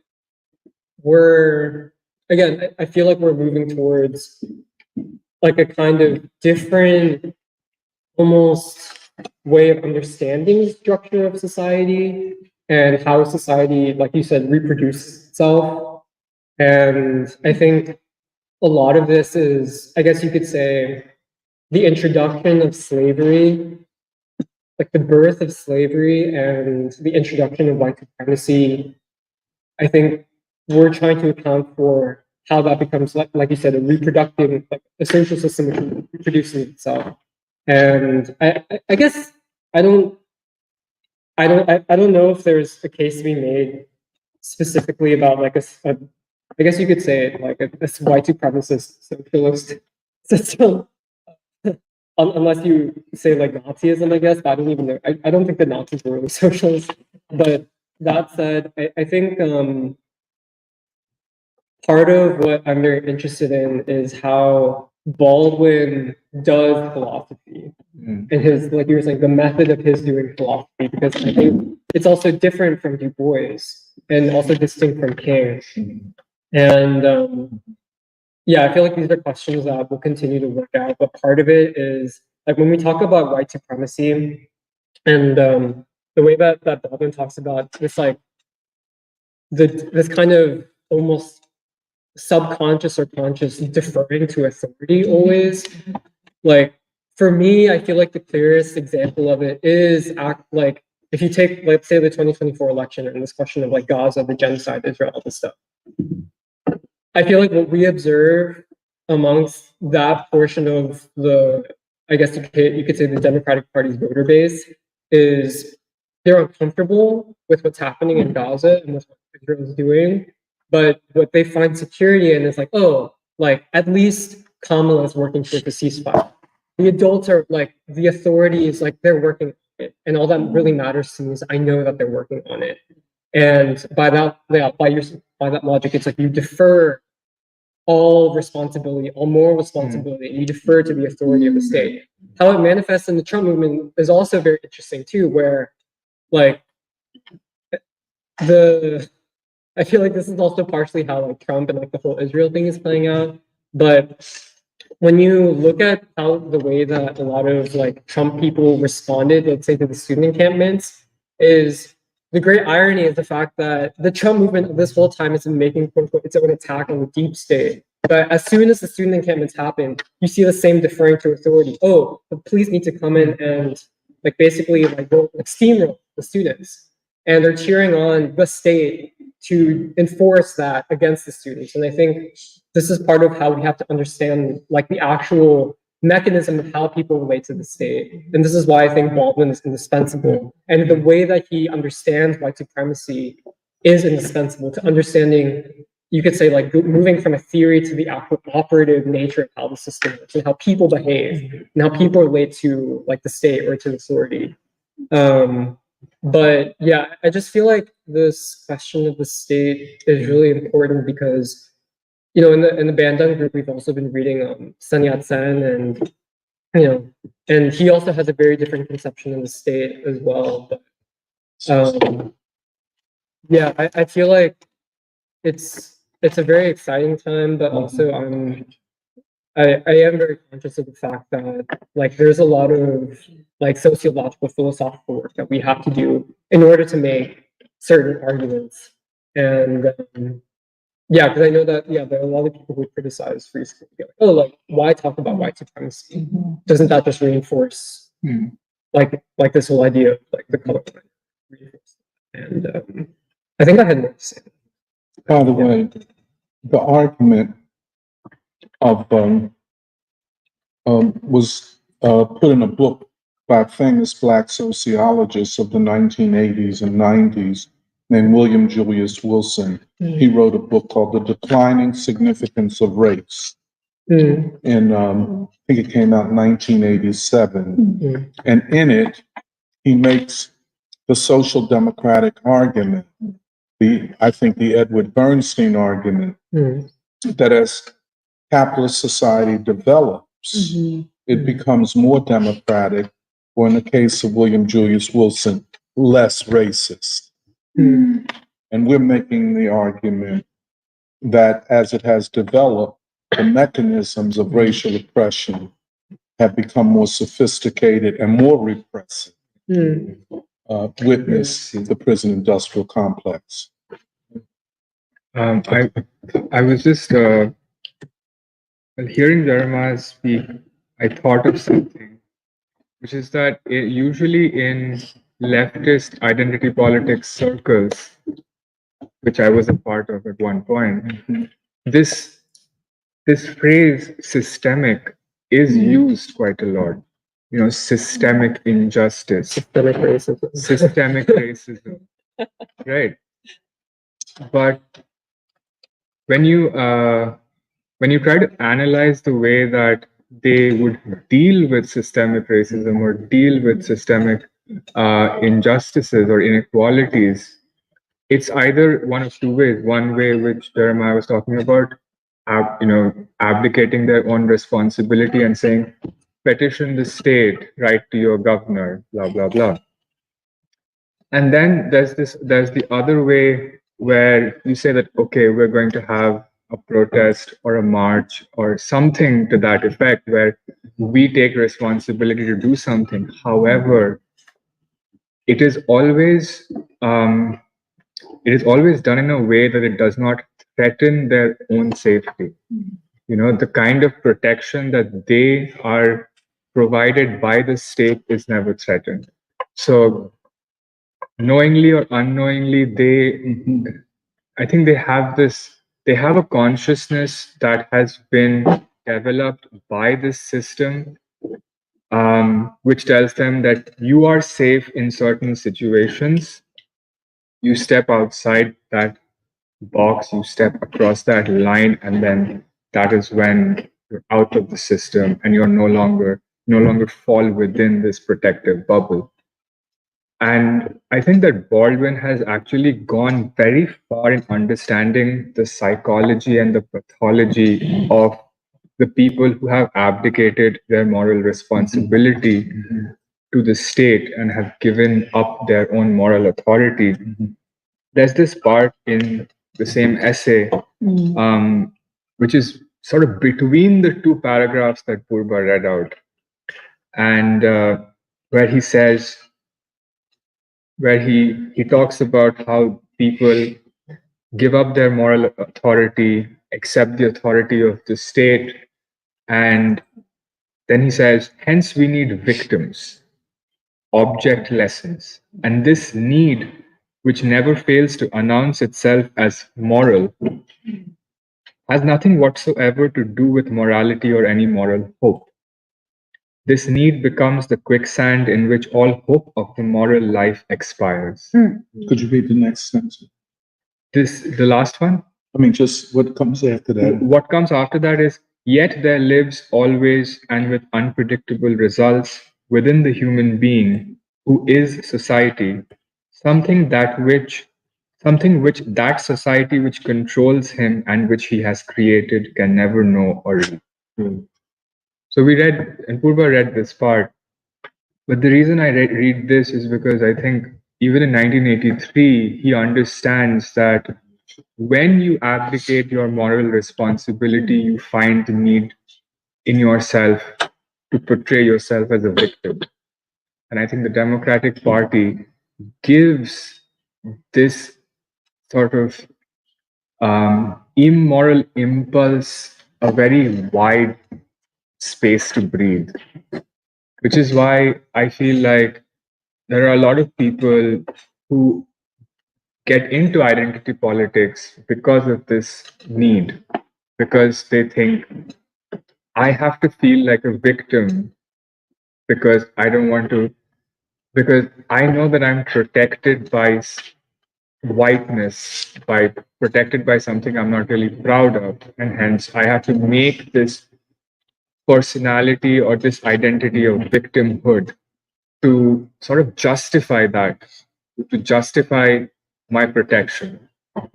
And it's very deep. It's a very important point that you're making. If I could just amplify it. Right. Take the queer movement, or take in particular the trans part of the queer movement, which becomes, allegedly the most victimized group, and the group in need for greatest protection of the state. Okay. Now, the assumption is that Black people already have the protection of the state. Hence, the question of Black poverty, Black oppression, Black imprisonment is no longer the central question. The central question, and this is the default to whiteness, once again. The idea that white people, in particular queer white people, need protection of the state. And you say, but don't white people, the question, well, don't white people already have protection? Don't white queers do pretty good in the society? And they say, well, no. There's physical, there's psychological, there's language oppression of us. I want to live my life. I want my freedom. And therefore, Black folk, who are portrayed as the most transphobic, the most homophobic, are the great threat to white people. It's a variant of the Jewish question. Yep. That Jews are threatened by all sides, and hence they need the protection of the state. But then the question becomes, but aren't you all white? Oh, yes, we became white. Well, doesn't the state already protect whiteness?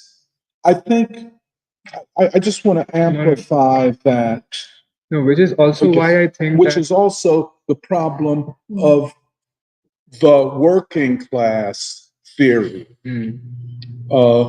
which kicks the question of whiteness and the legal protection of whiteness down the road. We won't deal with that, or I can't deal with that, or I'm not put in power to deal with that. I'm a trade union leader to fight for the rights of my members who are a dwindling part of the working class, and poverty is somebody else's problem. I'm sorry. No, which is why I also think that liberal social democracy has been in the last couple of decades, it's been sort of propagated or held or pedestalized to a position where it is equated with the morally right way to live. Because you have to say that, okay, the individual will and the individual choice, that is moral, not your revolutionary or moral imperative. That's not the moral thing. To do good for a whole society or the entire world, that's not moral. And I think the last thing I wanted to bring up is, we've been reading Dangerous Road before Martin Luther King in our reading group. And, even in what he wrote that in 1960. And I think that reading it in this time really helped us because Baldwin writes about the Black misleadership class, which sort of signifies this change in how the ruling class needed to operate. And I think there's this one line which I wanted to read out, which really struck me, which is, it was altogether inevitable, in short, that by means of the extraordinary tableau I have tried to describe, a class of Negroes should have been created whose loyalty to their class was infinitely greater than their loyalty to the people from whom they had been so cunningly estranged.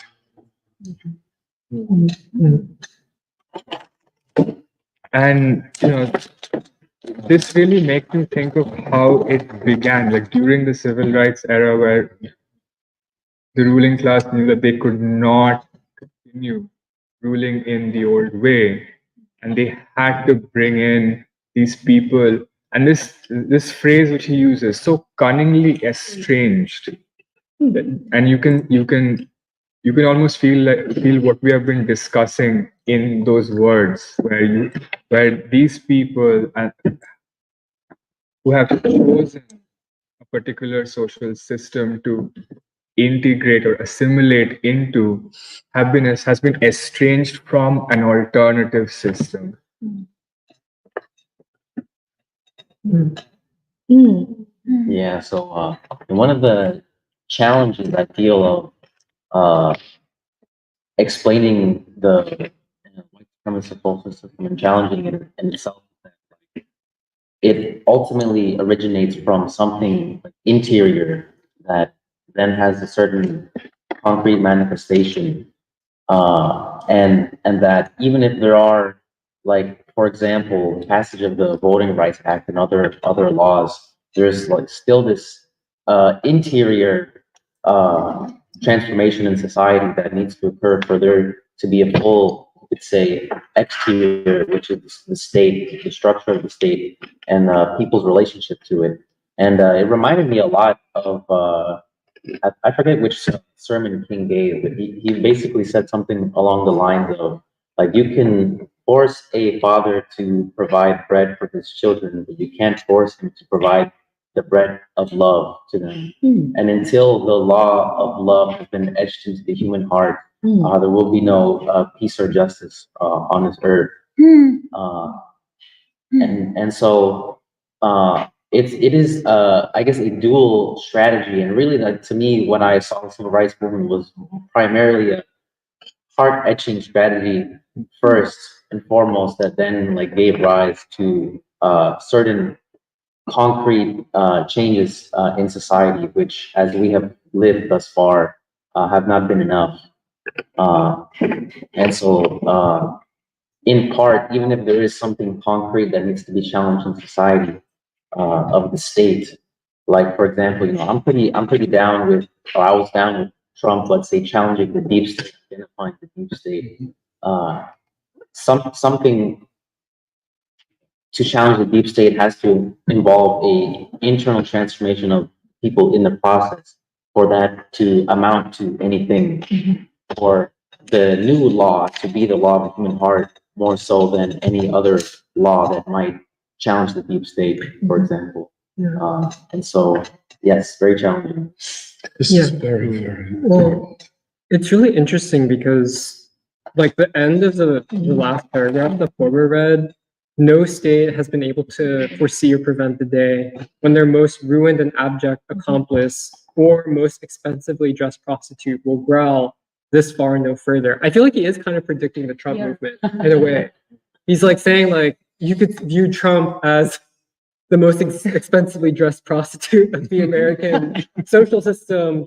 And maybe not him, but at least a good number, we could maybe hypothesize, a good number of the people in his movement are trying to say this far and no further. They just don't, we don't know yet if they actually have within themselves capacity to actually take that all the way. But that's the irony that Baldwin is able to foresee, is like, even those people who had seen themselves as part of that protected class of whiteness, even they, I feel like this is maybe also my question, is like, are what Du Bois called the wages of whiteness, they don't pay as much as they used to. And this is part of the crisis, like, well, how we define the crisis of the white supremacist social system is that even those who are identified as white and would see themselves as white and protected in that sense, their whole, it's like the crisis of the worldview is like, oh, like, I'm not protected anymore. Why am I not protected? And so that crisis leaves many openings, and you can go different ways. And there's a bad way that you can go, but there's also a positive resolution to it. And I think the other thing that I had forgotten that I wanted to say too was, in a lot of ways, you could also see the civil rights movement as having taken the bourgeois state as far as it can go, in the sense that Black people too, especially during the effort to desegregate schools, for instance, Black people are also calling for the state to protect them against the white man. And I feel like that was a very kind of visceral, and also it placed the state in a predicament, because then you also had like the standoff between like federal government troops versus state troops, and like state governments or all that stuff. But I feel like the point of it is not to simply just say, oh, Black people also need to be protected by the state, but it's that the civil rights movement took it as far as it could go and then move further. But that's a very important point. Yeah. And if you look at it, the demand for federal troops, let us say, or federalized state troopers to defend Dorothy Counts was to call upon the state to act as though Black people were in fact equal citizens, because it was already established that the state protects whiteness. That's that Plessy decision. And that as such, the state has never felt obligated to protect Black people as a whole. And so when King and those, or whenever they were demanding that the federal government, which literally was existing now, the new rules were Brown v. Board, protect us and our right to protest for rights. It threw the state into a contradiction. And then, but the state found a way out. Well, murdering Martin Luther King, among other things. And then portraying the movement of young people that came after as extremists, as not following Martin Luther King's desires, all that type of thing. And then, of course, the rest is history. And if there is to be a fourth American Revolution, the point is not to try, like, there's no going back to what the civil rights movement already achieved and already discovered. In that sense, in terms of even trying to force some kind of compromise out of the state or some kind of bargain with the state. And I think Martin Luther King, like, by the time he was killed by the state, was saying, like, it's not just enough to try to force the state to try to bend to accommodate Black people, but the whole relation of the state, the whole nature of the state and the government needs to be totally transformed. I think that was implicit. And I don't know. I just feel like it's very interesting that. Actually, I think with King, there are two fundamental documents, Letter from a Birmingham Jail and Why I Oppose the War in Vietnam, that address that very question of the state. And the last anecdote I wanted to bring up, that I forgot. Oh, in particular, King's argument that I can hear God saying, I will raise up a nation that does not even know his name to break the back of your power. And I think that is, flowing out of this very. Because the last, I guess, concrete example of it was, I know that Alice has kind of recounted her own stories about being in South Philly High School. And you know how Baldwin has that kind of famous story he tells about how he was like, when I was a kid, I couldn't find it within myself to pledge my allegiance to the American flag because I'd never pledged allegiance to me. I remember last semester when Catherine and I were working with students at West Philly High School, we were reading Langston Hughes' poem. It's like the one that's like Let America Be America Again. And I asked the students, I was like, oh, like, do you guys like think about being American? And this was in some ways his own way of saying, he was like this like young kid who's like, no, like I don't think about it at all. Like this whole notion of even seeing myself as part of this country has never presented itself to me. But that's him also saying this country has rejected me and has rejected its whole, like, I don't know if he sees it in that way, but that's how I interpret it, as basically all of these kids, like all of these like young people, especially young Black people, for them, it's not even like, they don't even see themselves as part of the American, what's called like the American experiment or whatever. It's because this society has totally betrayed them. They see no reason to identify with this whole thing of being American. At least that's how I interpret like this young man, the way that he was talking. And that's part of, in some ways, the difficulty or the challenge is still Baldwin is able to say like, oh, I still take responsibility for the American Revolution. And I guess that's the leap that has to be made. But yeah, I don't know. It's just interesting reflecting on that because that's a concrete way of portraying a larger question of Black people, especially younger Black people, this generation, like not seeing any kind of social contract with the society in which they live. And that's also a question of like the state. Well, I think what was really interesting as well, based on what you guys were saying, and even what the student was saying, is that the state operates, or the purpose of the state is to protect whiteness. but the other end is to protect whiteness from what or who. Yeah. And that's what Baldwin is getting at, and also what we get from these anecdotes, where Baldwin is saying that you surrender your personal authority to a greater authority, an authority that does not protect you from death, but can protect you from chaos. And so what is chaos? And and even to Reconstruction and the Black freedom movement or the Civil rights movement, the chaos was Black folk. And where Du Bois asked this question, how does it feel to be a problem? For Black Americans to be a problem? And even for these students, because I think this conversation has made me realize where it is like growing up Black in this country, especially Black young boys, to feel like they can feel that the society sees them as a problem. And it's not even that this, huh? Young moment.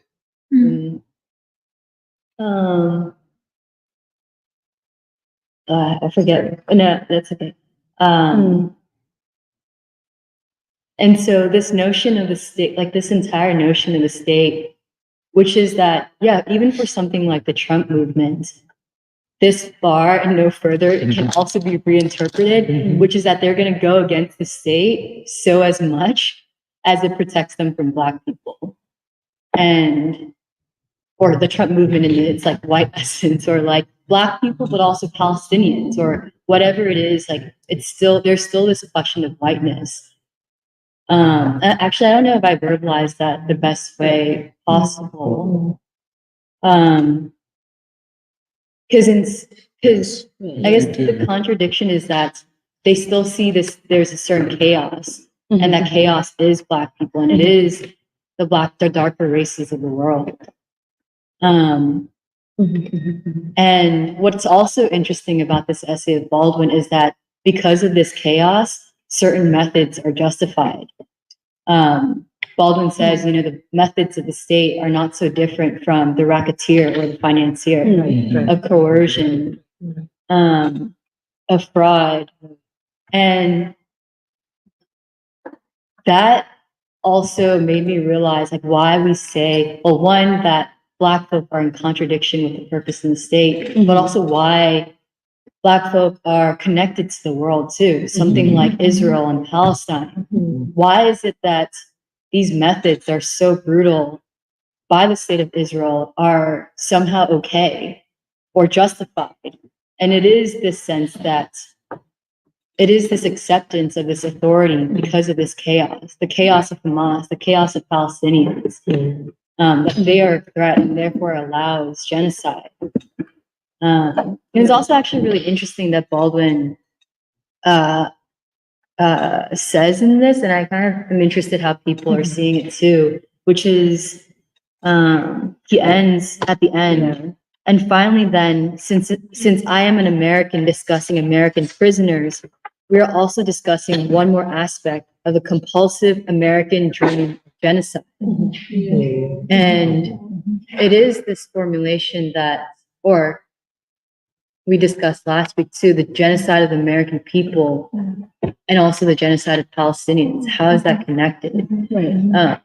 But that stood out to me too, because what Baldwin is writing here, and even the language that he uses, is so appropriate for this moment. Yeah, that line is like, it's almost like Baldwin's like, how does it feel that your freedom necessitates genocide? Like, how does it feel that your white freedom necessitates Black oppression and the genocide of Black people? Because, like, I also felt the same way where the beginning part of the essay, actually, I feel like I had to hear this conversation and then also read the end of the essay to understand the state, because like Baldwin's thing about the prison, like we talked about in the morning, I was like, I don't get it. But this thing of what you're talking about, chaos. Well, first of all, what you said was really deep, because that's why King is like chaos or community. What do you see as the resolution of defeating white, like, let's say defeating, like even the Trump movement. Okay, but is your answer chaos or community? Like, and King says the answer is community, but that requires a much harder task of love. And, but then also, what you said, it was also deep about how Du Bois says how basically the state has to legitimize itself by protecting against chaos. But another way of saying it is the state has to create the prisoner. The state has to create the prisoner as evidence that it is doing its job of protecting. And the prisoner is not real. It's created. And when Baldwin says prisoner, okay, it could be any prisoner, but really he's talking about Black people. And also, like, Baldwin, this is in the 1980s. He's writing in the 1980s too. And I feel like that's deep because at first I was like, okay, why is Baldwin writing about criminal, prisoner? And then he even says at the end, he basically says in some ways, the artist and the prisoner both gain something, have something in common, which is that, like, the prison actually doesn't rehabilitate. Its function is not to rehabilitate anyone. The prison, it does, like a prison, it doesn't. Its function is not even like, it's not even to make people repent and say like, oh, I did bad. But actually, he says that the prison. He says, I suppose that all that a man can learn in prison is why he is there, an unimaginably lonely and private assessment, which nevertheless, at the very least, releases him from the society's presumption as to why he is there. And he says, I know that prisons do not rehabilitate because it is not their purpose and is not in their power. One is not rehabilitated by learning to cooperate with the structure designed to debase the person into the prisoner. Nor do men repent in penitentiaries. The word itself reveals the mercilessly self-righteous Puritan delusion.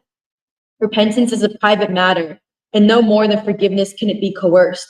Society, responsive to the will and the needs of the state, slams the door on the prisoner with a vindictive vehemence of the blow meant to shatter a mirror.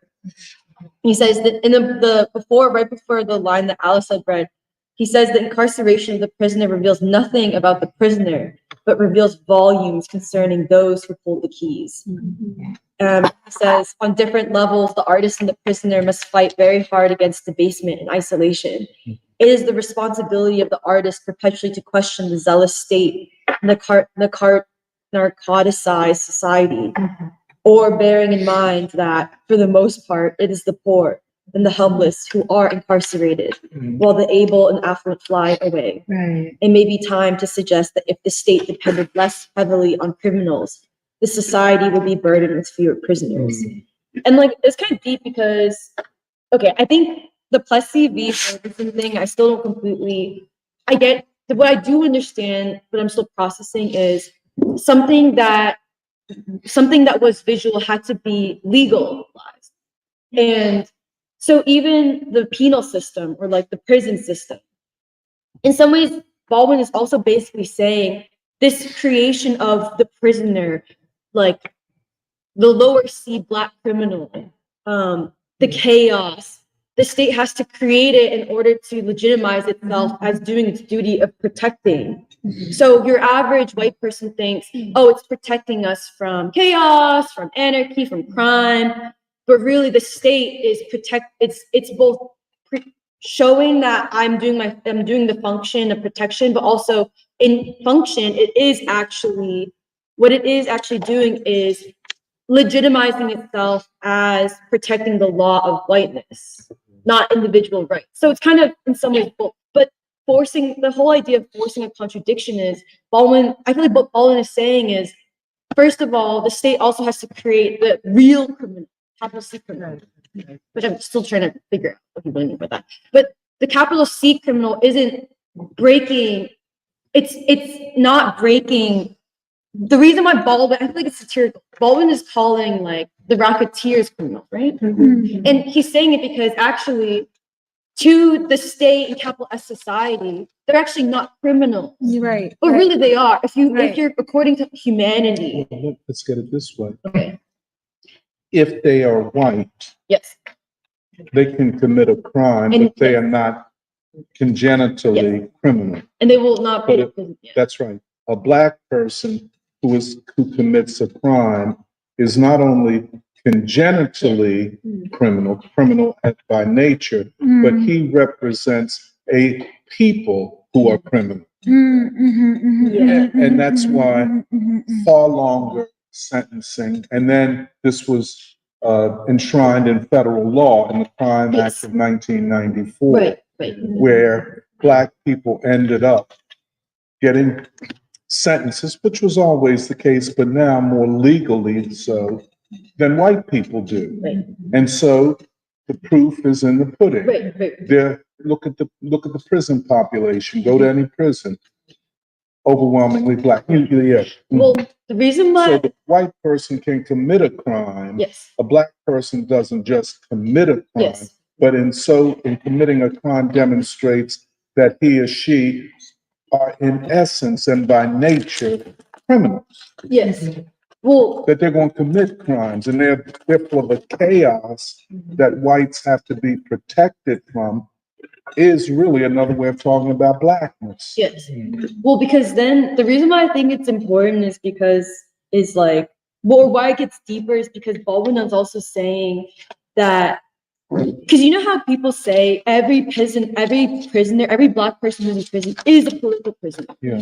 It explains that because, but also the fact that actually, because I remember when Gregory Muhammad told his story, in some ways, there's something deep about Baldwin says that every black person who goes to prison, what happens in some ways, ironically, in contradictions with the state intends, is every black person who goes to prison in some ways becomes a revolutionary in some ways, or at the very least, they understand why they were really put there because they're meant to serve a function for white. They have a certain relationship to the white supremacist social system. They serve a certain function, which exposes the evil. And could I just say, an ideological function as well as symbolic and representation, but it fortifies, and this is something, hey Jerry, ideological relationships among the masses.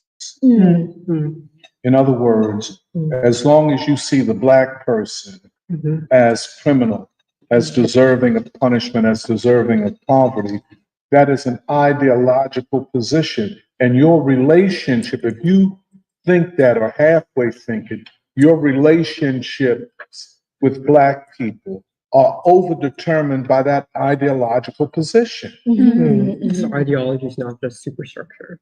No, that's right. Absolutely. And this, you just can't continue to kick this can down the road. Right. I mean, if you want class unity, you're going to have to confront this head up. Yeah. If you want a quote class struggle, you're going to have to resolve all of these questions that we've spoken about. Yeah, because actually when Purva was talking, something I thought was, in some ways, America's prison system is very American. Like it's something I've always thought about since I was a kid, actually. It always struck me why the prison, right, where I don't think there's anywhere else in the world that has this American prison system. And it's because it is a distinct evidence or expression of a white supremacist social system. And the reason why I think it's important also is because when Parker was talking, you said something about how political economy can't explain poverty or something. Well, actually, in some ways, the prison is the best example of how political economy cannot explain the prison as what it means symbolically and ideologically. That's right. And because 13% of the population makes up 50% of the prisoners. And you're right. Where else in the world does this exist? 13% of the population is 50% of those in prison, and perhaps a higher percentage of those who are condemned to execution. I'm sorry. And then the last thing I just want to add to that is that, and then I think it also brings up the Democratic Party because Because actually, you know how we were talking about the agony of Black suffering? Yes, the poverty you see in the streets of Philadelphia, but also the prison system. And because even, let's say, the Democratic Party, for example, will say, well, we see the poverty. Like maybe they'll say, okay, yes, the poverty, we want every person to own a home. Like Sherelle Parker will say, you know, I came from poverty, like, and I've seen it, like, well, but actually, in some ways, I think there's something very significant about Baldwin taking up the prison as perhaps the greatest, such significant evidence of your relationship to the state, like how you see the prison, and then also this thing of, I don't know, I also just think there's something important about the legal, because, okay, the reason why I was saying a prisoner in prison, actually, even if, in some ways, I think Baldwin is reversing our understanding of law, the legitimacy of law, because the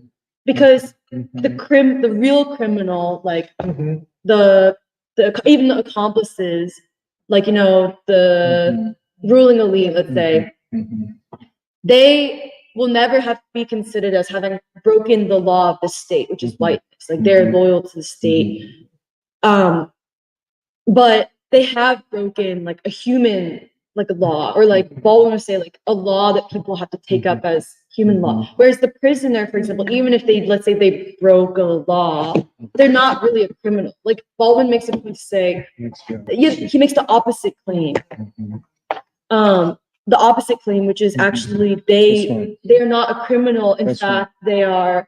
That's right. He views the criminal justice system from the standpoint of the criminal, rather than from the standpoint of the system of laws, or, you know. And this is a very important epistemological move, Baldwin and Du Bois, you know, viewing the social system from the standpoint of the racially oppressed, and not being neutral about it, being openly, I stand with the oppressed, and I will articulate the system from that standpoint.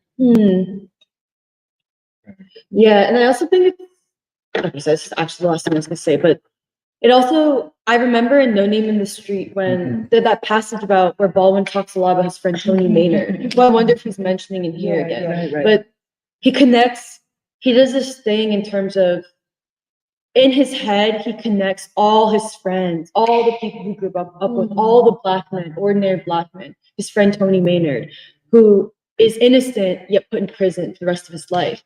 He connects like Tony Maynard, his friend, as a political prisoner, as like, you know, as a prisoner who essentially is always the enemy of the state, as a Black man, and will never be integrated, because he always is the inconvenient evidence of the state. Like, he's always that inconvenient evidence of something. And he connects Tony Maynard to Malcolm X and Martin Luther King Jr. and Medgar Evers, where he basically says every assassination by Malcolm X and King and Medgar Evers is never by the individual who did it. What must be indicted is the white supremacist social system. And I feel like there's something significant about that, where he says every Black person in prison is a political prisoner. And in some ways you could say every Black person in prison, in fact, is innocent, because who should be really indicted is the white supremacist social system. Yeah, I wanted to add to that, because this part, the next part about the prison, the stuff that you were drawing out from, also I think is very significant. I wanted to like start where Alice started, this idea that once you basically become complicit in that social system, in that social contract, And its values. and its values, what you're looking for from the state is protection against chaos, not death, but more importantly, chaos.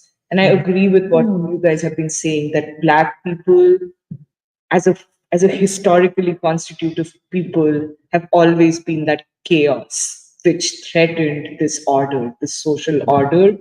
But in this time, I think it has come to include anybody who could go against the establishment. For instance, I would hold somebody like a Trump as representing chaos to a large many Americans right now who would vote against him just because it upsets their identity that they have built for themselves. It upsets a certain like values or certain assumptions that you just want it to be easy for you to make these assumptions in order to exist.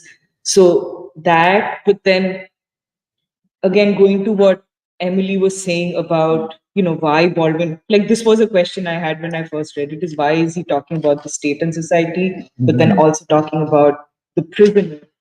And like Emily was saying, he's making the assertion that the state is a criminal enterprise. It cannot operate without the criminal.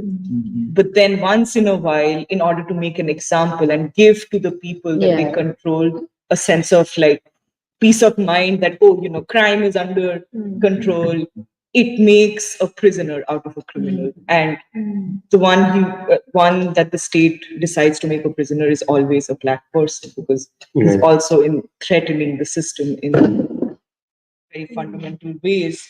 But then I think there is like, I agree completely with everything that Emily was saying. But I think there is also something he does here that could be important for, it, like what we have been saying, where he makes a comparison or almost uses the actual prison as a metaphor for the metaphorical prison, which is the house of bondage, right? Because he has these, like, for instance, he says here, now, of course, the prisoners are full of criminals. This is not, however, what distinguishes a prison or a penitentiary from the streets we walk, or a bank, or a church, or an advertising agency. And then this other thing that Emily, you read, which is that society, responsive to the will and the needs of the state, slams the door on the prisoner with the vindictive vehemence of the blow meant to shatter a mirror.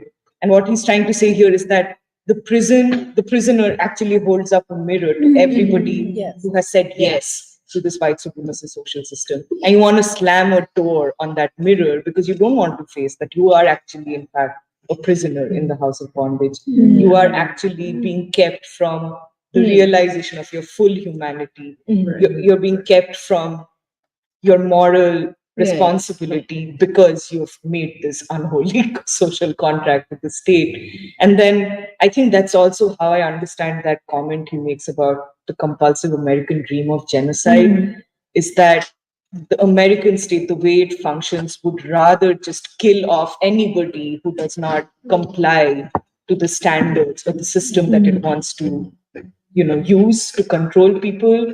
You'd rather just put all of them in prison and, kill them that way, or through an actual genocide. So the idea of genocide becomes a compulsive dream. But I feel like the last part of this essay, where he says, then we as society with a small s might be enabled to resume our real responsibilities for each other and for all our children, and tear down those incarcerations which we have built for others and which we strangle daily on our own vomit.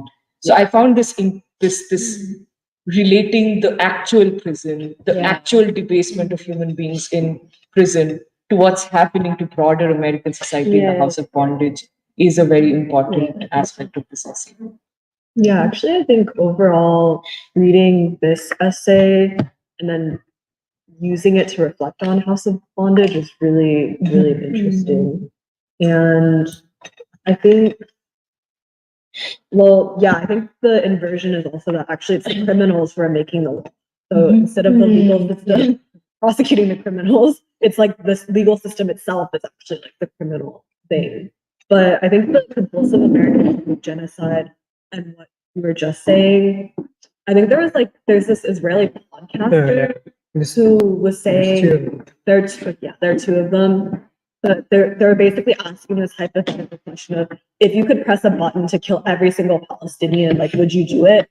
And this Israeli podcaster is like, yes, of course I would do it. And they're laughing. They're like very like no hesitation. He's like, and also like, I'm not the only person who would think that. Take any Israeli and they would do it. Maybe they would be ashamed. Maybe they would want to be hidden. But if you made a closet and said nobody has to know, like everybody would press that button. Is it Israeli American? His accent sounds American. Yeah. And I think it goes explicitly, I think, to that level of fear of, I don't even think chaos is like the right word to accurately describe, but I think it's like Yeah. any disturbance of their conceived notion of reality, their conceived like boundaries of what life is.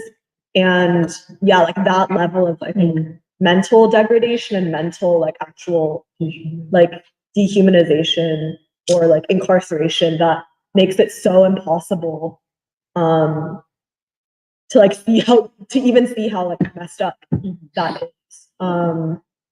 But yeah, it was actually like really shocking because they were laughing about it for actually a very long time. Yeah.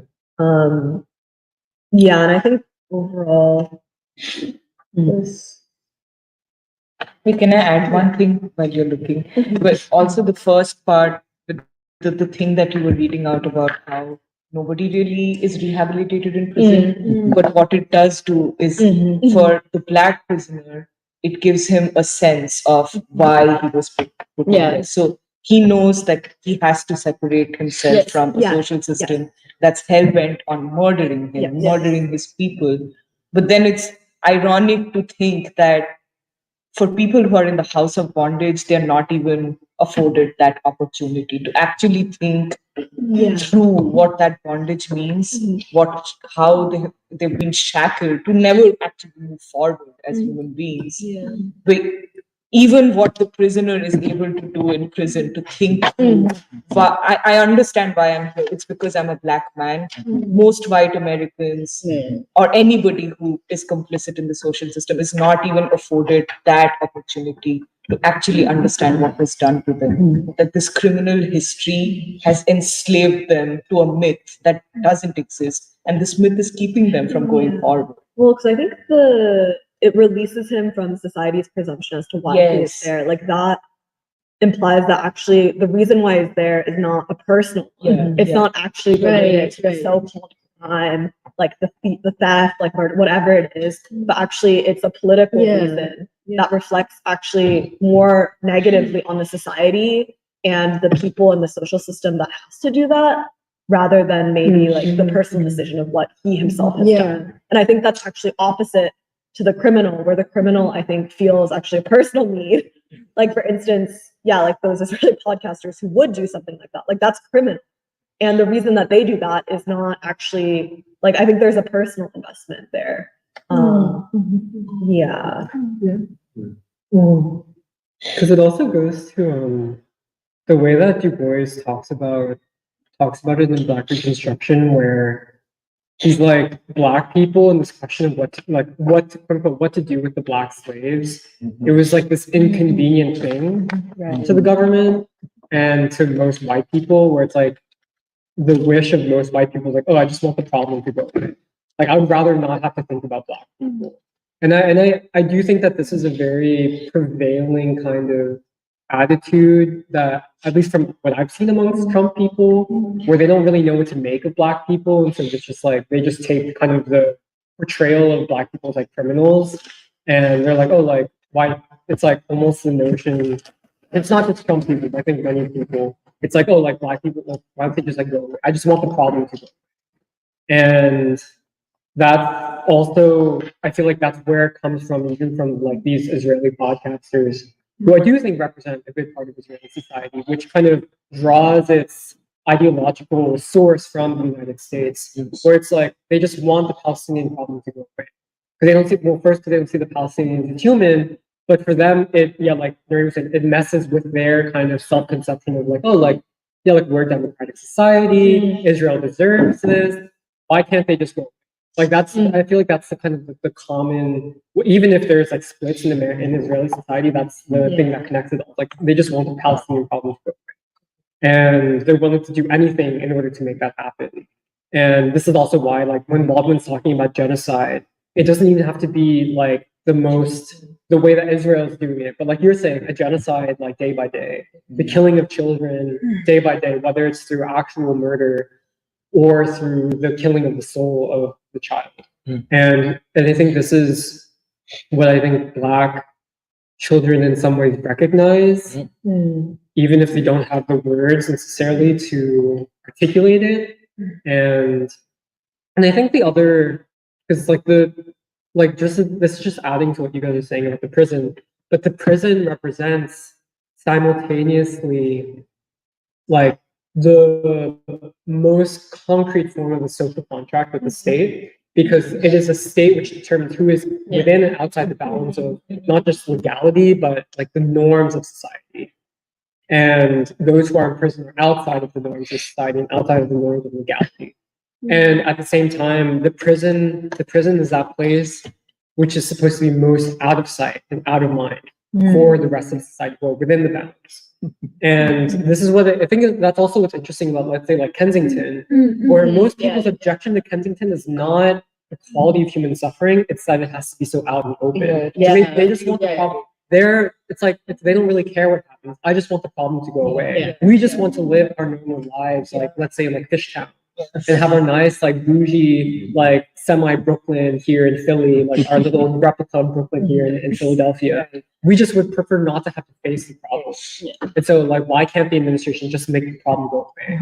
And I think this is kind of like it's like that kind of pathology where that's kind of like, oh, like your contract with the state is like to make these problems go away. And but that's at the same time what Baldwin brings out, it's like that's the most visceral representation of one's contract with the state and with like the overall system. Just one thing that's very striking, you can get a white person from Israel, comes to the United States, and there's no cultural contradiction. Oh, it's just like living in Israel. Or you get a white person from England or even Russia. They come and say, well, I feel more free here. Or as they would come, let us say, seeking freedom. Now, why do they feel so comfortable? Well, because the rules of society, of all Western and white societies, is white supremacy. So I'm very comfortable here. A white person comes, Black poverty all over the place, but I feel free.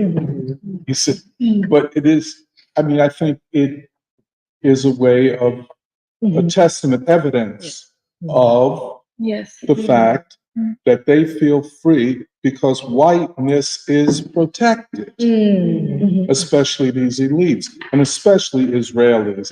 There is no way that because they are white people and a good part of them are white Americans, as they say, from Brooklyn, who are taking their land back, but they're from Brooklyn. But I would say that, and this is, I think it's unimpeachable that the Western state has taken on the American model, whether stated in law or in high court decisions or not. It is assumed that the Western state exists to protect whiteness, if not all white people.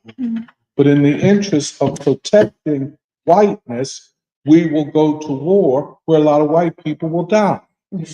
But we protected our institutions. If you read everything they say and you read it through the lens of a white supremacist social system and its various narratives, it's so clear, it's so illuminating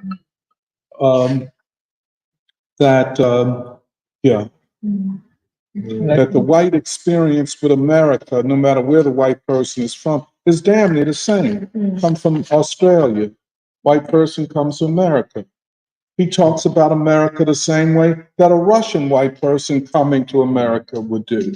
Or, but y'all from New Zealand, y'all not from the same, or a German, or an Israeli. I feel free.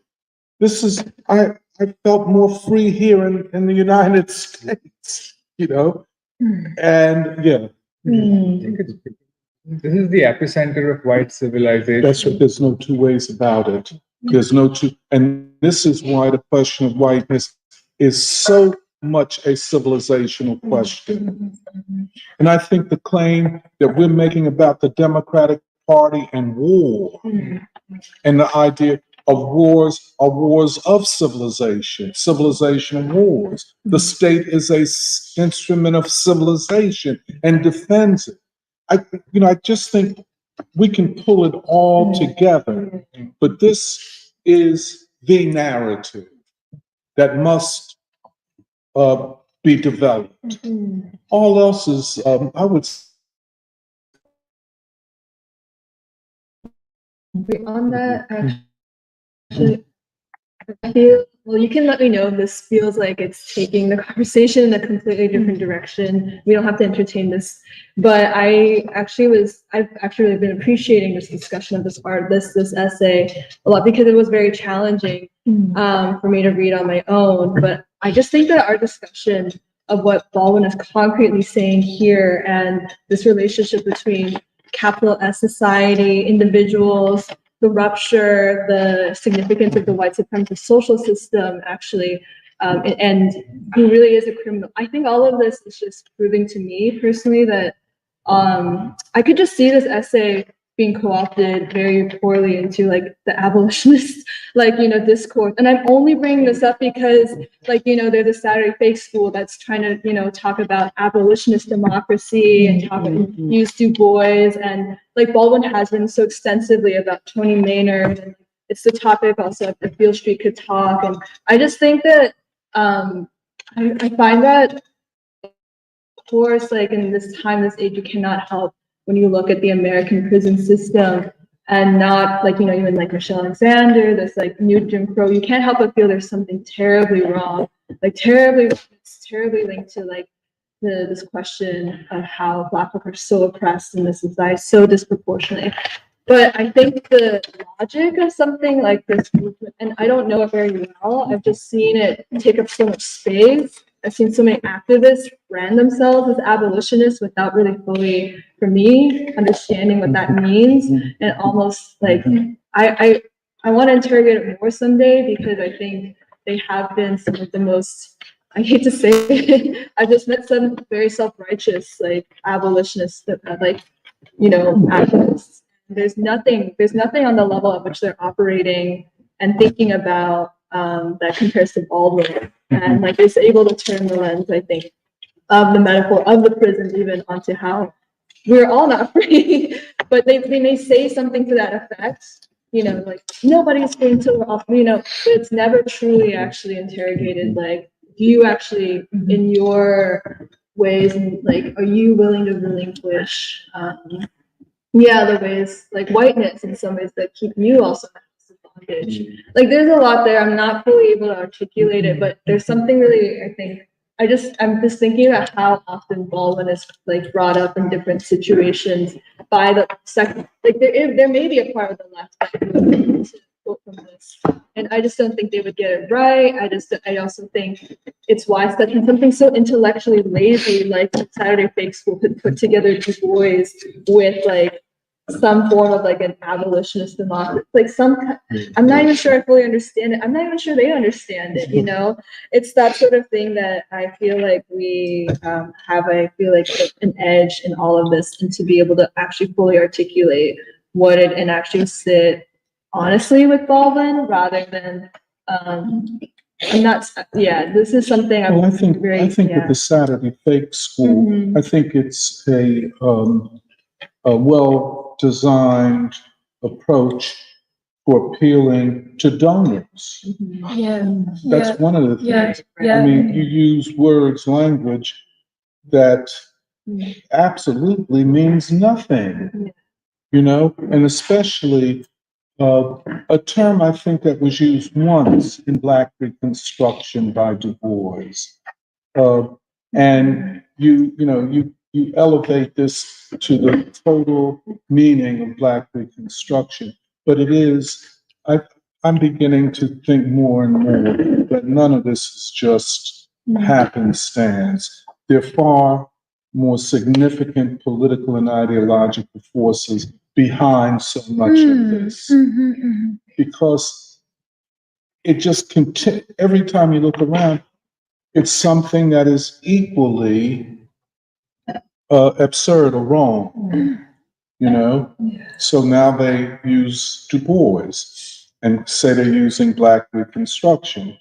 And but it is, I think their audience are donors, first and foremost. And and I always ask this question, and, forgive me if I'm if you think I'm being conspiratorial, but when I see things like this, I always assume there's a larger hand behind it. Somebody else is manipulating this. I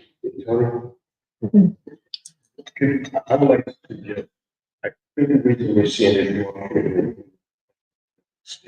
more also transparent is because Western civilization is about and they're at the time of this civilization stage.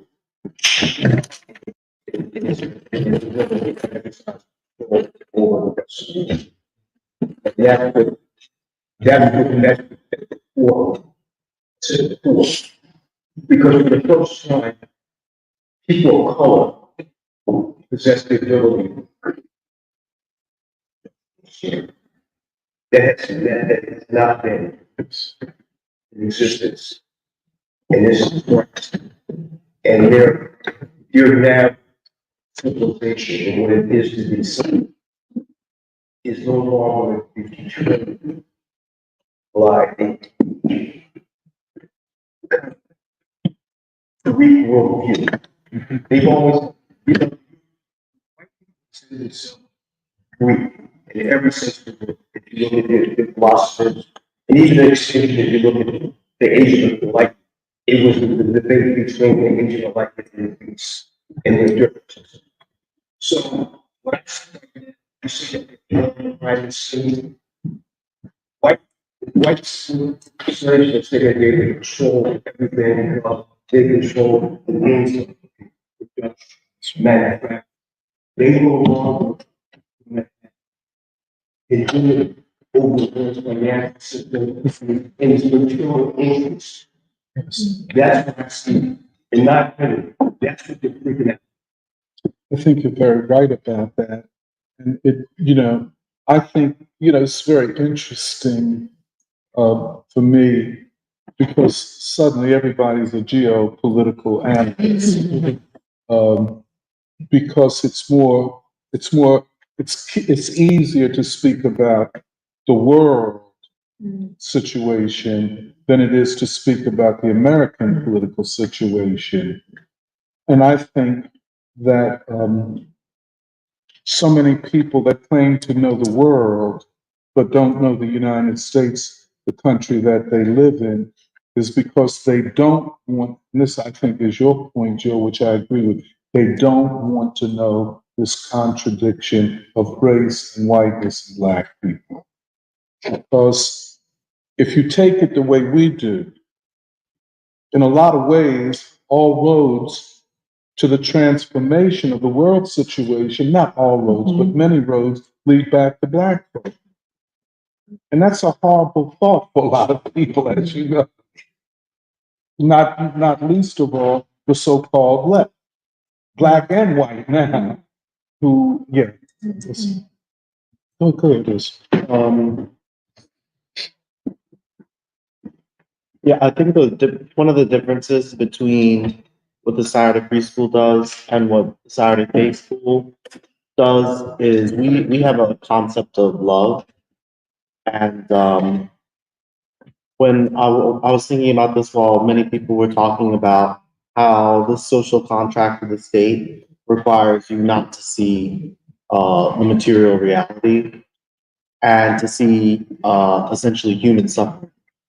And love for humanity is the antidote to our situation here because we are conditioned, or as other people have said, people are making this moral choice not to see humanity, and you can't experience love without seeing that human suffering, or at least the kind of love that we're talking about. And I've been talking to Eddie since he came back from Mexico, and we both agree that outside of the United States, there's less tension in society, and the elites have this problem on multiple fronts where the white working class isn't inclined to uphold their part of the contract, but also you have a minority, the black proletariat, who does see the possibilities, because in our conception of love, love is a precondition to transformation, because when you have love, this comes from Howard Thurman, you see the creative possibilities, you see a way out. When you're in love with someone, you don't say, oh well, too bad. You say we're gonna find a way to make it work. We're gonna find a way out of this. And what the Black community has done since it's been on the shores is to take each other by the hand and say, we're going to find a way out, for centuries.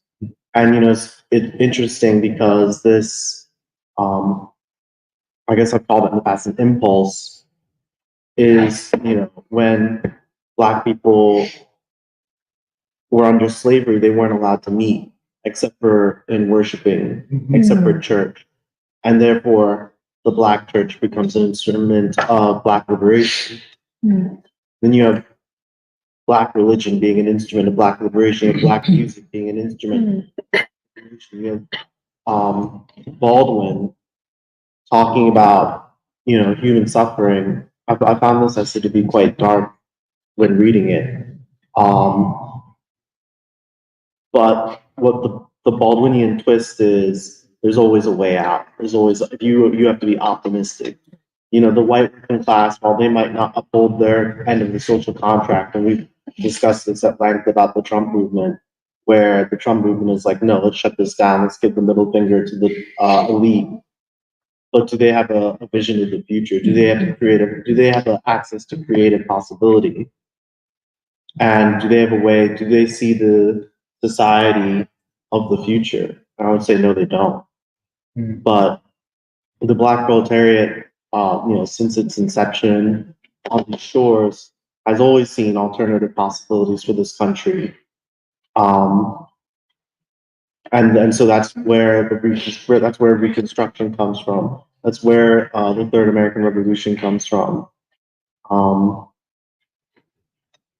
But yeah, but back to what Eddie and I said about this country not really feeling like there being an air of tension. I think there is people know deep down inside, even though we're told not to examine this country and its problems, just turn a blind eye.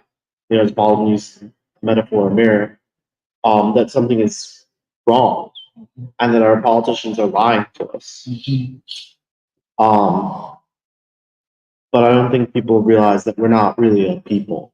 White people are not really a people. Like when we talk about the way that Winston never capitalized the W in white, but what makes Black people is their common experience on these shores. And so the question is, to move forward with a new America, for whom will that country be for? And it'll be the people who elevate it to a nation, who elevate the state to become a nation.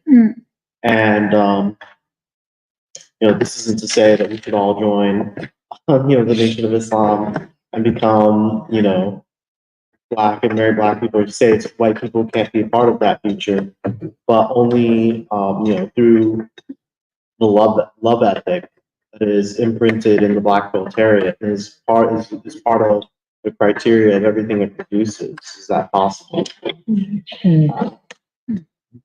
Yeah, I wanted to pose some questions about the state and the revolutionary process, kind of related to what you were saying, actually. So, in all stages of or all previous revolutions I've seen, especially in America, that you try to pose a contradiction between the state and morality, and in that you try to make clear your relationship to the state, which is complicity and support for that injustice. And at least in the the third American Revolution, there was a challenging of the state, which, to my certain understanding, in a sense, was challenging the state to transform it.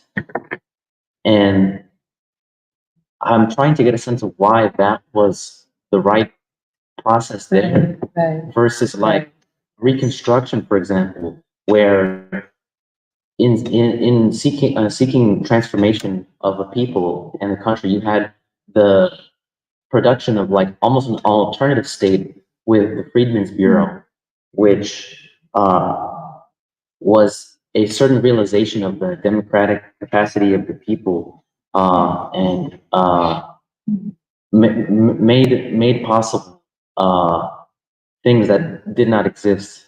And so I even like, for example, think about like the Panthers in challenging the state, for example, with like self-defense programs and survival programs. They wanted to build an alternative that they could rely on as a challenge to the state. And even like the Nation of Islam, which I don't view as completely invested in challenging the state, but moreover, just building an alternative, letting the state fall and being able to assume the responsibility.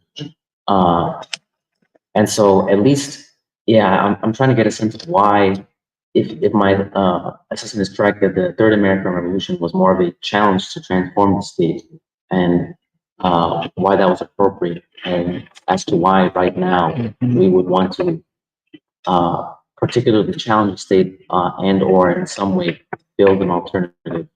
Very open-ended questions. Wait, can I take a shot? But I feel like what you said about Reconstruction, the Freedmen's Bureau, and then the particular place of the Black Panther Party and Nation of all of that makes sense to me.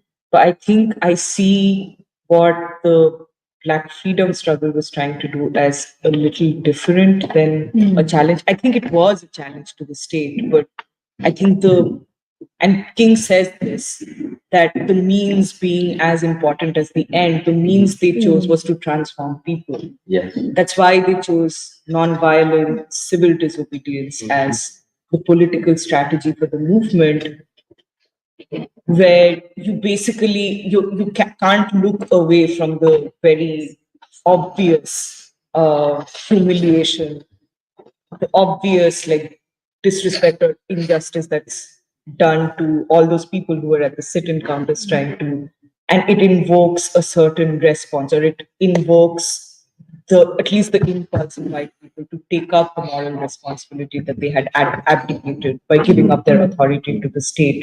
So I feel like that was still the method that they chose for what would become an ultimate challenge to the state. Yeah, I'm not discounting that at all. Yeah. I mean, I think another way to look at it though is that even the Freedmen's Bureau existed under the auspices of the federal government.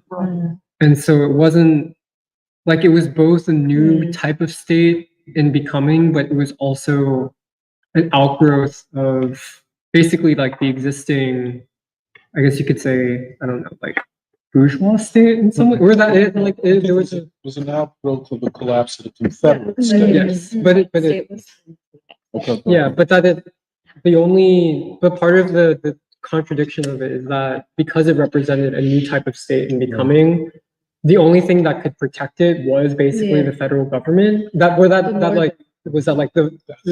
is Du Bois saying the federal army needed to protect the Freedmen's Bureau, needed to protect this new state. And so even in that sense, I don't know if there's a clear delineation between like Reconstruction and the Civil Rights period, because also even when Du Bois uses, like this also gets to the Saturday Baked thing, like when Du Bois uses the term abolition democracy, my interpretation of that is he's saying this movement to emancipate the slaves, both from like kind of the white abolition movement, but also literally just the movement of the slaves themselves.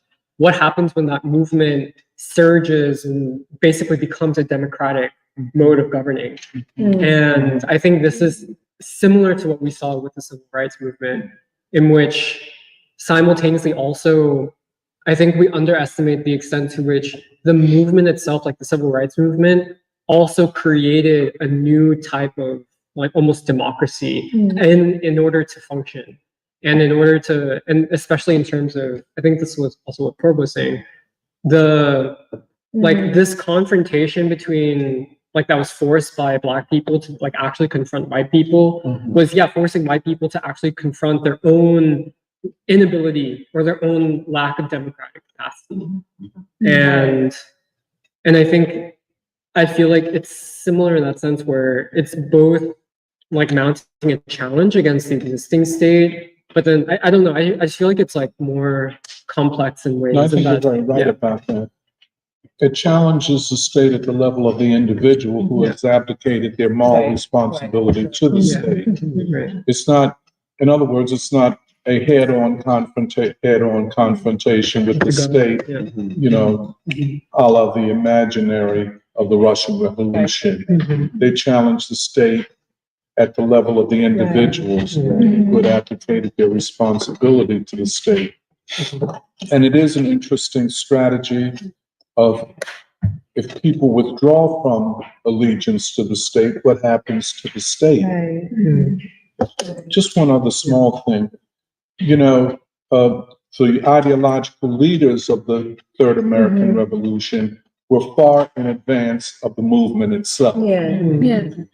You know, Right. so the Kings and the Baldwins and others, the Corettas and others, were way more advanced than the movement they were leading was. Because,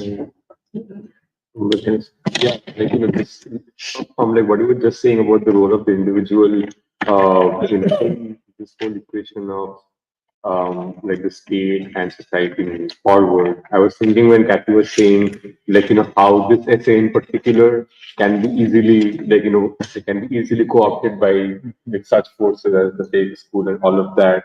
I mean, it's, like talking about the prison system, like the first place for a lot for the entire left of the way to go to is going to be Foucault.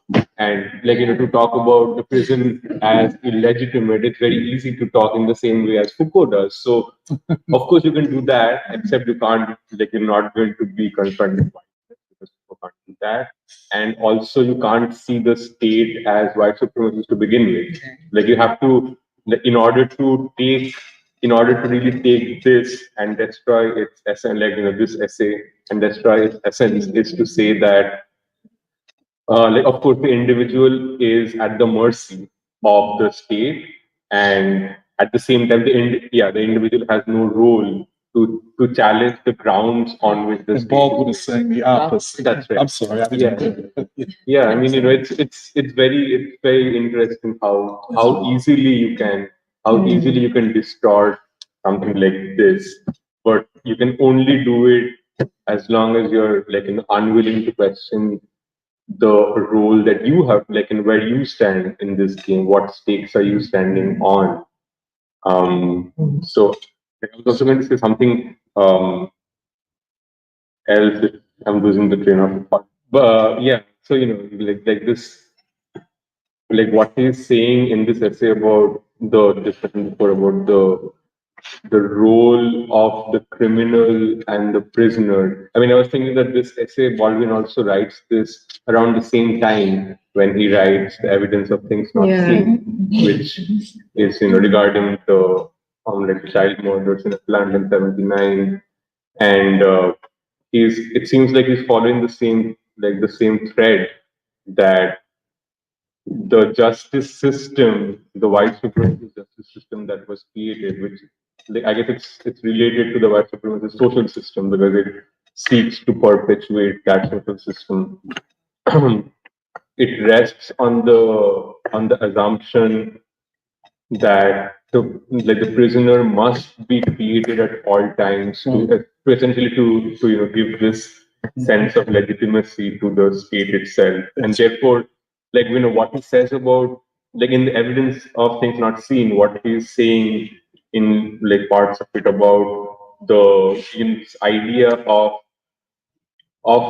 I mean, I think it's really a very scientific question that he's asking. He's asking he's saying that the way that the justice system performs, which is not to say just the courts and just the lawyers, but also the jury and also us people who are consuming and participating and corroborating that justice delivered. The role that we play is to start with this pattern of what a criminal is going to look like, or what a prisoner is going to look like.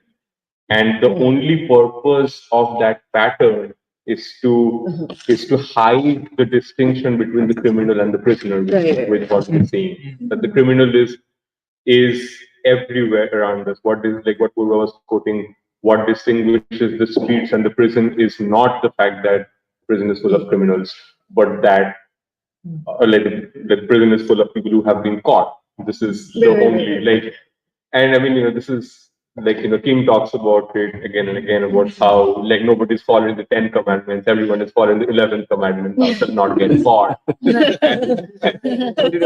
It's really part of the same fabric. What he's saying is that this distinction is always in front of us, and the role of the state is to ensure that we basically obfuscate it, we obscure this distinction. This is very profound. Yeah, I mean, I was just thinking of that. It's really very exciting to think of like how Walden is thinking at this time. That's the one apropos that, see, this is where King deploys the idea of love, because he is saying, in effect, and more to white America than to black America, that your relationship with black America should not be mediated by the state. Right. It should be mediated by the moral principle of love for your brother and your sister, which means, can white people have a relationship to black people that is unmediated through law, but through love? This is, and if it can be achieved, the state cannot for long stand, because it needs to see itself as mediating the relationship of white folk to danger. Well, that also explains why, like you were saying, the moral imperative, or why we've moved into this formulation that the moral imperative is the revolutionary imperative.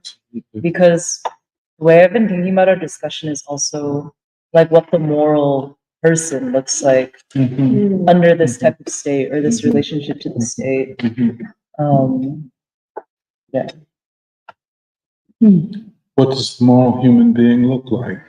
And that's what Baldwin was trying to imagine as well. Well, even because with the way that he ends the essay, it does make me think of Notes on the House of Bondage, but it also makes me think of the creative process, where he's talking about the artist, but here he talks about the artist and the prisoner together. And these essays were written like 20 years apart. So that's something that I'm still trying to make sense of. But he says, like, then we as a society with a small s might be enabled to resume our real responsibilities for each other and for our children. And there's something about how everyone is included in society small s, but he starts by saying that society big S is the aggregate of society small s, and proves like a certain moral exhaustion that is evident in society small s. And so there's something about the inversion where actually taking even that moral act of seeing the child and loving the child, or loving one another, or seeing like the suffering of the people in the society, if you take that to its logical conclusion, it leads to nothing less than like a complete rejection of the state as it is, which also would mean like the shouldering of the transformation of a new state on the basis of like the fact that a state is made by society small s. But the thing that I'm also trying to understand is what the negotiation or the transformation of the state would look like in the Fourth American Revolution.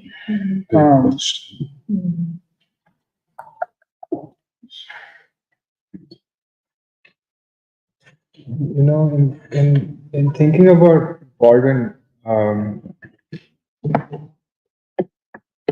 writing about King, he makes this assertion that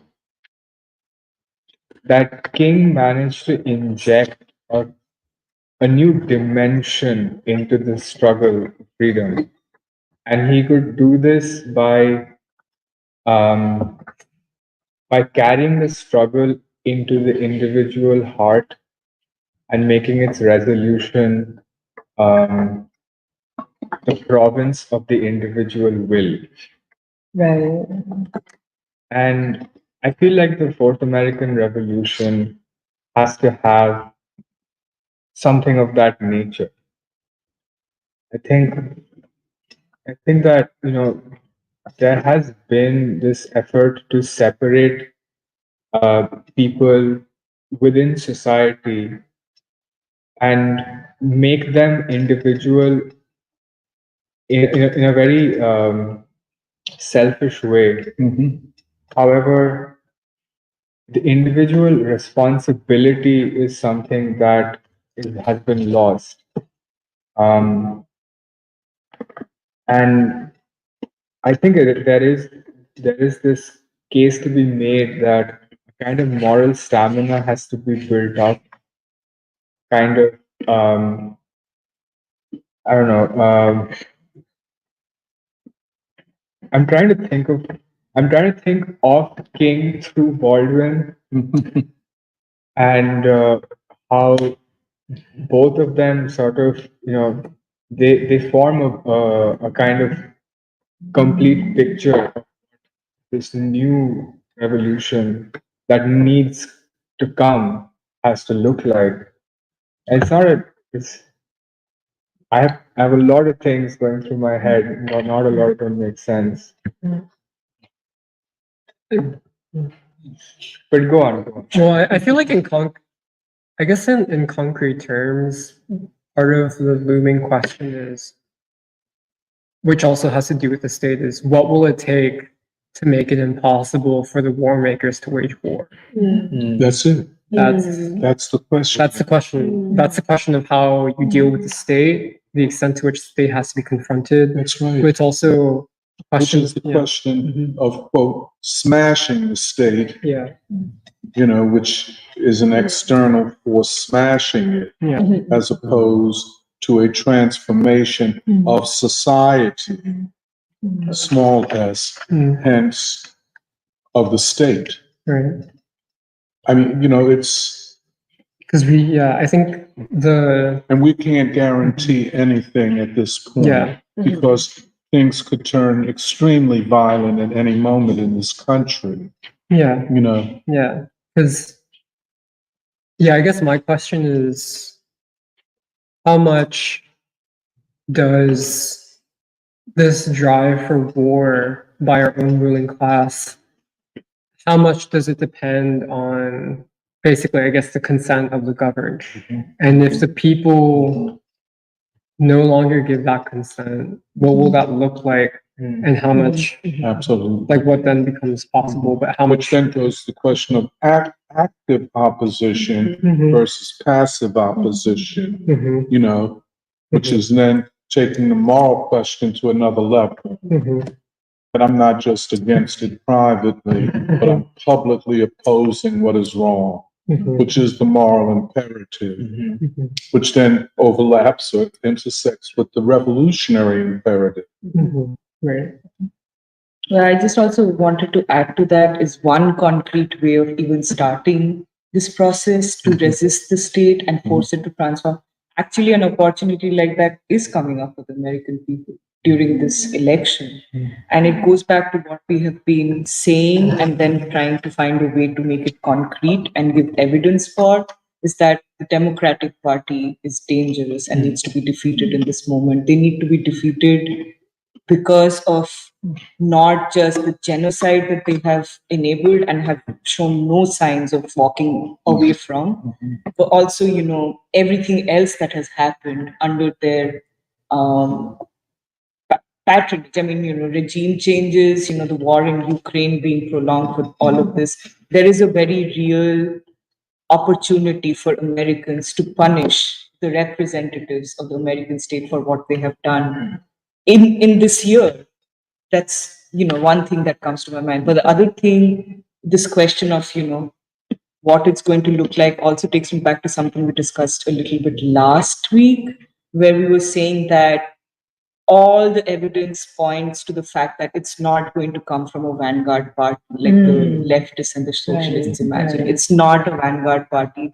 It will take the contribution of millions of Americans taking up once again, like Baldwin is also saying, taking back the power that they've relinquished to the state, taking back their moral force, or that force that can actually shape the ideological and moral character of a people, and hence the state that pretends to work for the people.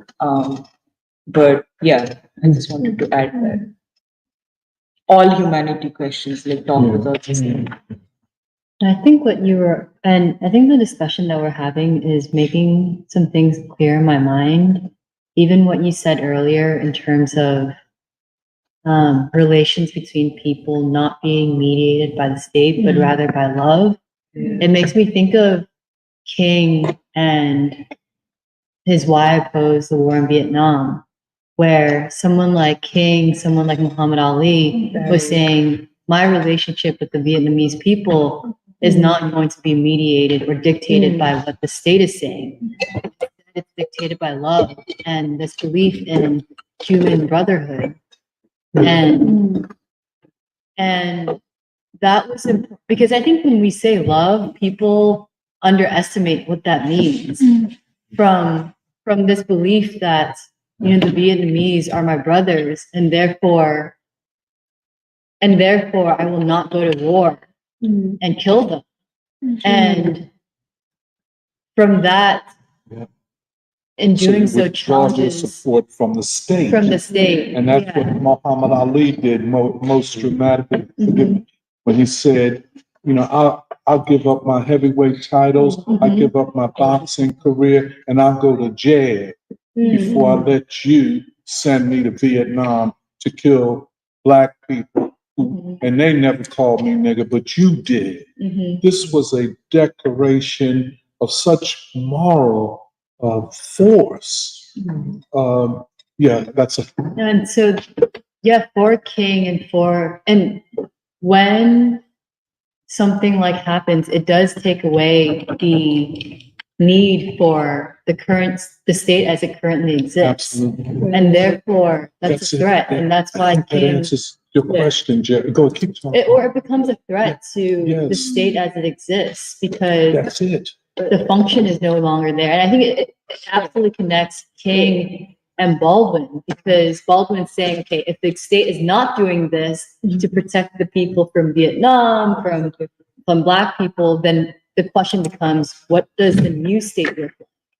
But I think it's also important to say that like the questions around what the state will look like are oftentimes premature because it underestimate I think that's where we're getting to, or the whole purpose of the free school is getting to, because you're asking this question of what will the state look like, or in asking this question of what will the state look like, it underestimates actually the work and the ideas behind creating these new relations and between the American people and the world and the American people with Black folk.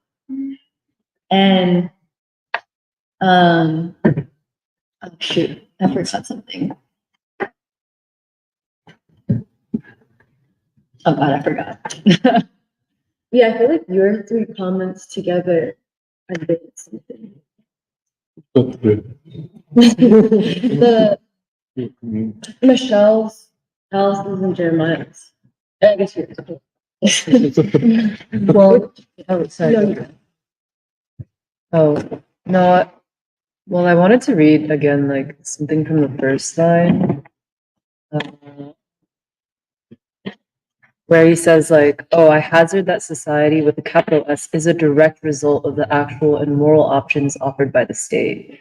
Well, it actually made me think back to when we were talking about the exhibition at the beginning, and how I feel like part of what free school is doing is creating like a new moral option, or you can say intervening in this relationship between the state and the individual or the person.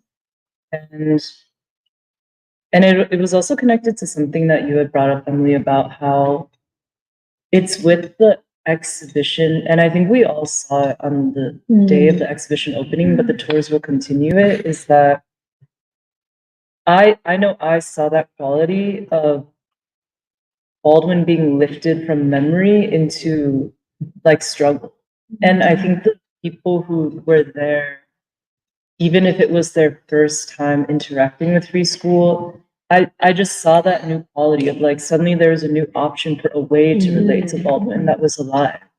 And it was also Baldwin so sharply as mirror. Like I felt that people were changed from the experience of being there.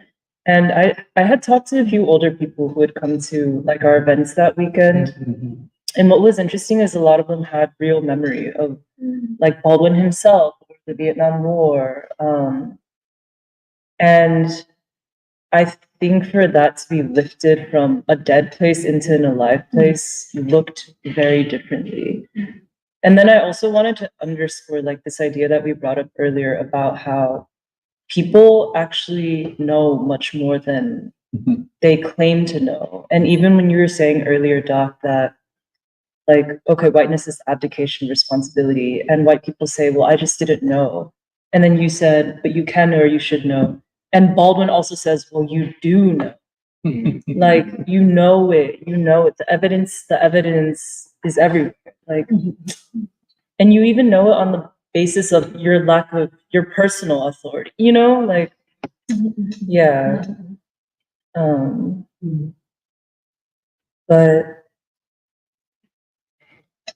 But had this idea of like a moral intervention or the creation of new moral options, because I actually think increasingly, like many people will take that option up if it is provided.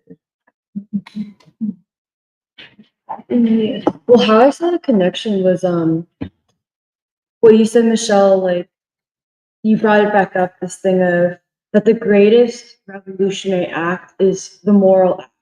And that is to love. And that's not like a naive thing, but like the way that, because what you were also saying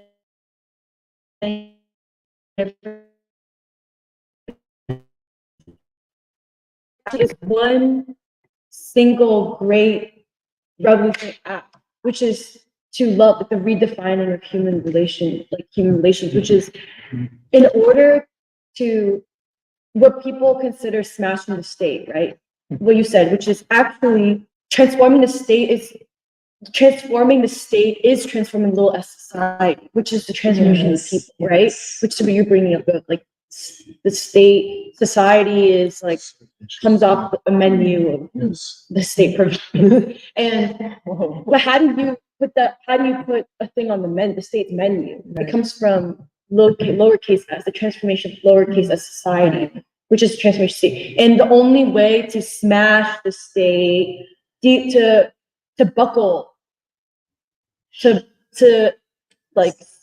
slash the knees of the state is to basically to defeat the function of the state as a mediator between human beings. Like the way you so clearly said that Muhammad Ali said, no state mediates my relationship to humanity, to the Vietnamese. This is very significant.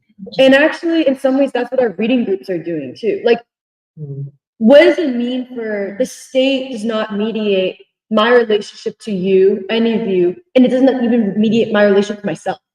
And in fact, Baldwin provides all the different angles to help you realize like that he provides you the framework to not be for the state not to mediate your relationship with yourself and other human beings. But isn't that the ultimate crisis of legitimacy? Yeah. And the smashing of the state assumes that a small, motivated revolutionary group will smash the state. But that does not mean that the people have discovered that the state is illegitimate. For example, you can overthrow the czar, but people still believe in the czar. Wasn't there a crisis of legitimacy in Russia? It's hard to know. It's never spoken about in those terms. Wow. I remember you saying before that like the Bolsheviks were able to just walk in. Well, it was pretty much a peaceful takeover. The czar had abdicated in February. And the question is, who would take power between February and October? But but a lot of this has been translated, and some of it from the Communist Manifesto, that the state has to be smashed, the state must be destroyed. But again, I'd say, the czar left, but the czar abdicated, but people still believed in the czar. You know, people still believed in the czar. So what does that mean?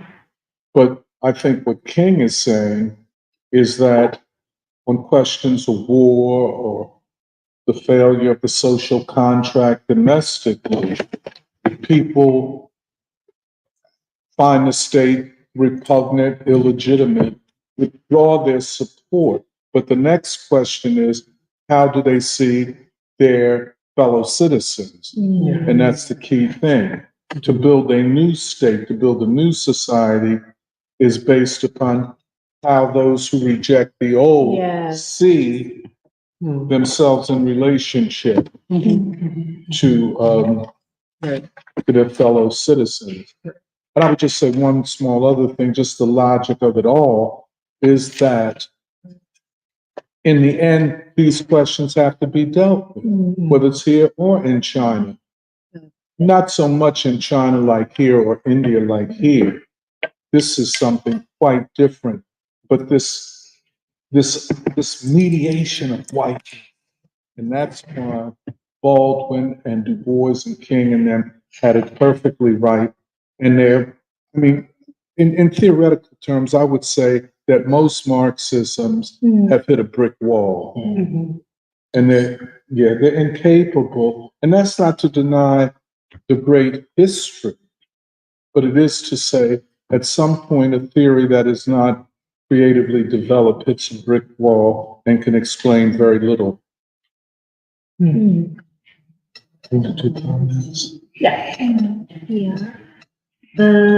Todd, Hard Play, M Spark, Bumbleye. These seem to be our recent tour of viewers. Say good morning. Bumbleye 7 says, it is more important than ever that American citizens decide what kind of country America should be. America is doomed as a nation with its present course. The whole world is waking up to the lie. True equality leads to happiness, and there's no excuse to plead ignorance in today's world. Information is readily available. Voter manipulation is real. They use a dang lot of money to fool folks. And then this was in response to the exhibit, but there's a big difference between listening to Coltrane and actually hearing Coltrane. For white supremacy, you have to agree and accept the game in order to be a member. Every day, millions of people practice how to sound white in order to apply for a job. Todd commented, morality and love, like this is He's in parroting. in the voice of somebody who's dogmatic. Morality and love can't be concrete, nor are they material. Therefore, they can't be revolutionary.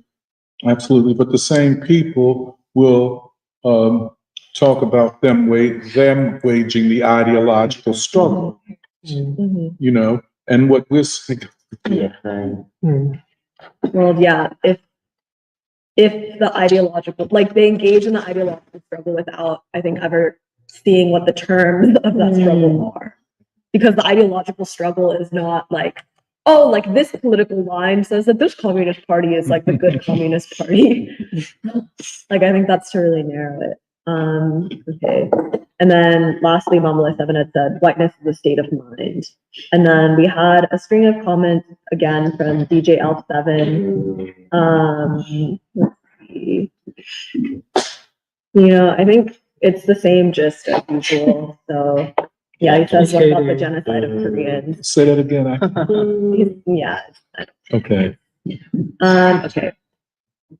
The MVR says, to this day, the dam infrastructure of North Korea is yet to recover from war crimes, including the massacre of civilians through Korean cities and the Jeju massacre, and doesn't know what the Saturday fake school is, and asks for clarification. They call themselves the abolition school. Someone just asked, what's the fake school? Someone asked, what is the Saturday fake school? I don't think, yeah. Yeah. Rhonda, do you want to say it? Rhonda, read your comment. Comments. I don't think I was going to be here, but mentioned quickly about, I think someone mentioned maybe you talk about Black Christians, thinking, oh, Mama, is she pro-war? Is she not pro-war? She's saying, at least she's showing hope that we might get out of the war. She speaks in sound bites. It's very, very clever to cut and paste these fun things. Yeah, we believe in the ceasefire pause for 6 weeks. Yeah. I mean, so it would be probable if it wasn't dangerous. Right. So I mean, there, because a lot of my friends are Christian Democrats, and I cannot get through. Yeah. Can't get through to them at all. You know, the whole starting point is the Judeo-Christian values. Like, you know, they can be arguing with, but what does it? What is it? Like, Right. I'm not saying somebody's all right, but there should be some dialogue. Yeah. You cannot break through. I cannot, I mean, there are people that right now, between now and the election, I don't, they're so totally sold out to that they won't even listen. It even becomes almost, it's just fanatical. Yeah. I can't get through that to even dialogue. I mean, friends, family members, I just want to put that out there. It's all an act. It's an act, and you know, when you're awakened, you can see through it. But obviously, a lot of people can't see through it. So that's And the strongest hand in this narrative is the belief, unstated perhaps, that the Democratic Party is the continuation of the Black freedom movement. That Barack Obama was the new Martin Luther King. That, you know, all of those, you know, the power of suggestion. it was touched on earlier. Black men at least under 45 starting to wake up.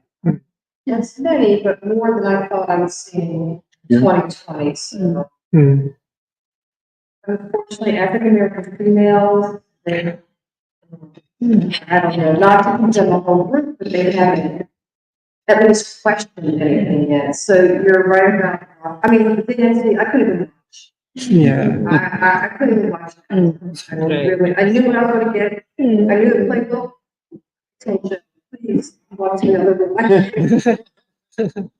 I'll see you later. This is some music. When you talk to the performers, I was sort of shocked, but I wasn't shocked. That's what you pull out. You know, that's an important position, and it works. There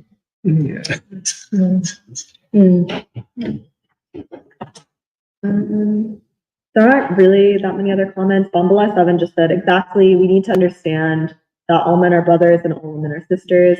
And then I think just said, yeah, I also often forget where I'm going in my deep matrix of thoughts too. Keeping a straight train of thought is like some kind of yoga. And then Todd's cat had just entered. Wow. Well, I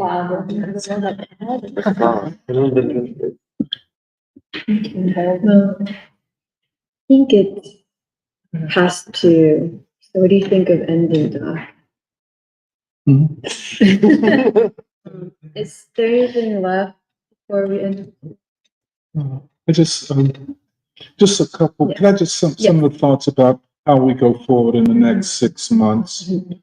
This, you know, the beginning of September, the beginning of the fall. So I think we have approximately 6 months. And 6 months of maybe the most turbulent political time in American history. And especially, I don't know what, there are about 8 weeks left before the election. Approximately, maybe two days short of 2 months. And what I wanted to say is that yet we must celebrate Baldwin in ways that Purba was suggesting. So I think the tours of the exhibit have to continue. If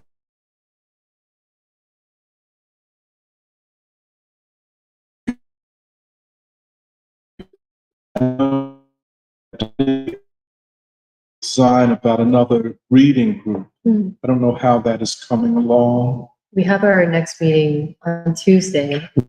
We're start within.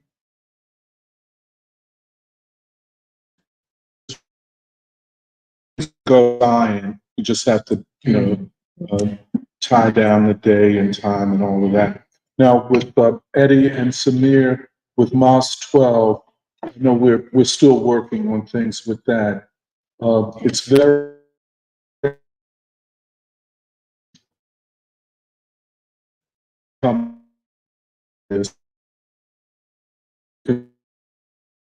presence in the community, and all that's very, very good. But then it has to, but I think this year at Baldwin, that's our point. They might not see it that way if they don't know, we just have to. But the other, West Philly, we have which that and so. But I think that our reading groups, as we go forward, must take into account this discussion about the state, obviously, but also the Democratic Party. And this will be a hard one. We have to be very, however we go about it, sensitive to people's feelings. And if we're not prepared to discuss it in our various reading groups, we shouldn't until we are ready. Maybe in Making Worlds, maybe we are ready to do it there. I think, what do you think? I think so. I think in our reading group at the Central Bank, I think we are ready, and I think we have to wrap it in the ways that, how we do it. But I guess we're going to have a real planning meeting to talk about other events, October, how we do that, because I think in October, whatever we do has to be connected to this election. Yes. Yeah. And the real issues of the election. And then, of course, November, maybe we have to sit down and plan month by month now. September, October, November, December, and then February. and then think about how we, go from December to February. But I think all I'm saying is I think we must not be afraid to take the offensive, and I think in the tours, in the film, the documentary, all of this is so important. And it is changing Philadelphia. Yes. It is changing Philadelphia. And so maybe, but we have to put a planning group together, how we go forward, what we plan for these next months.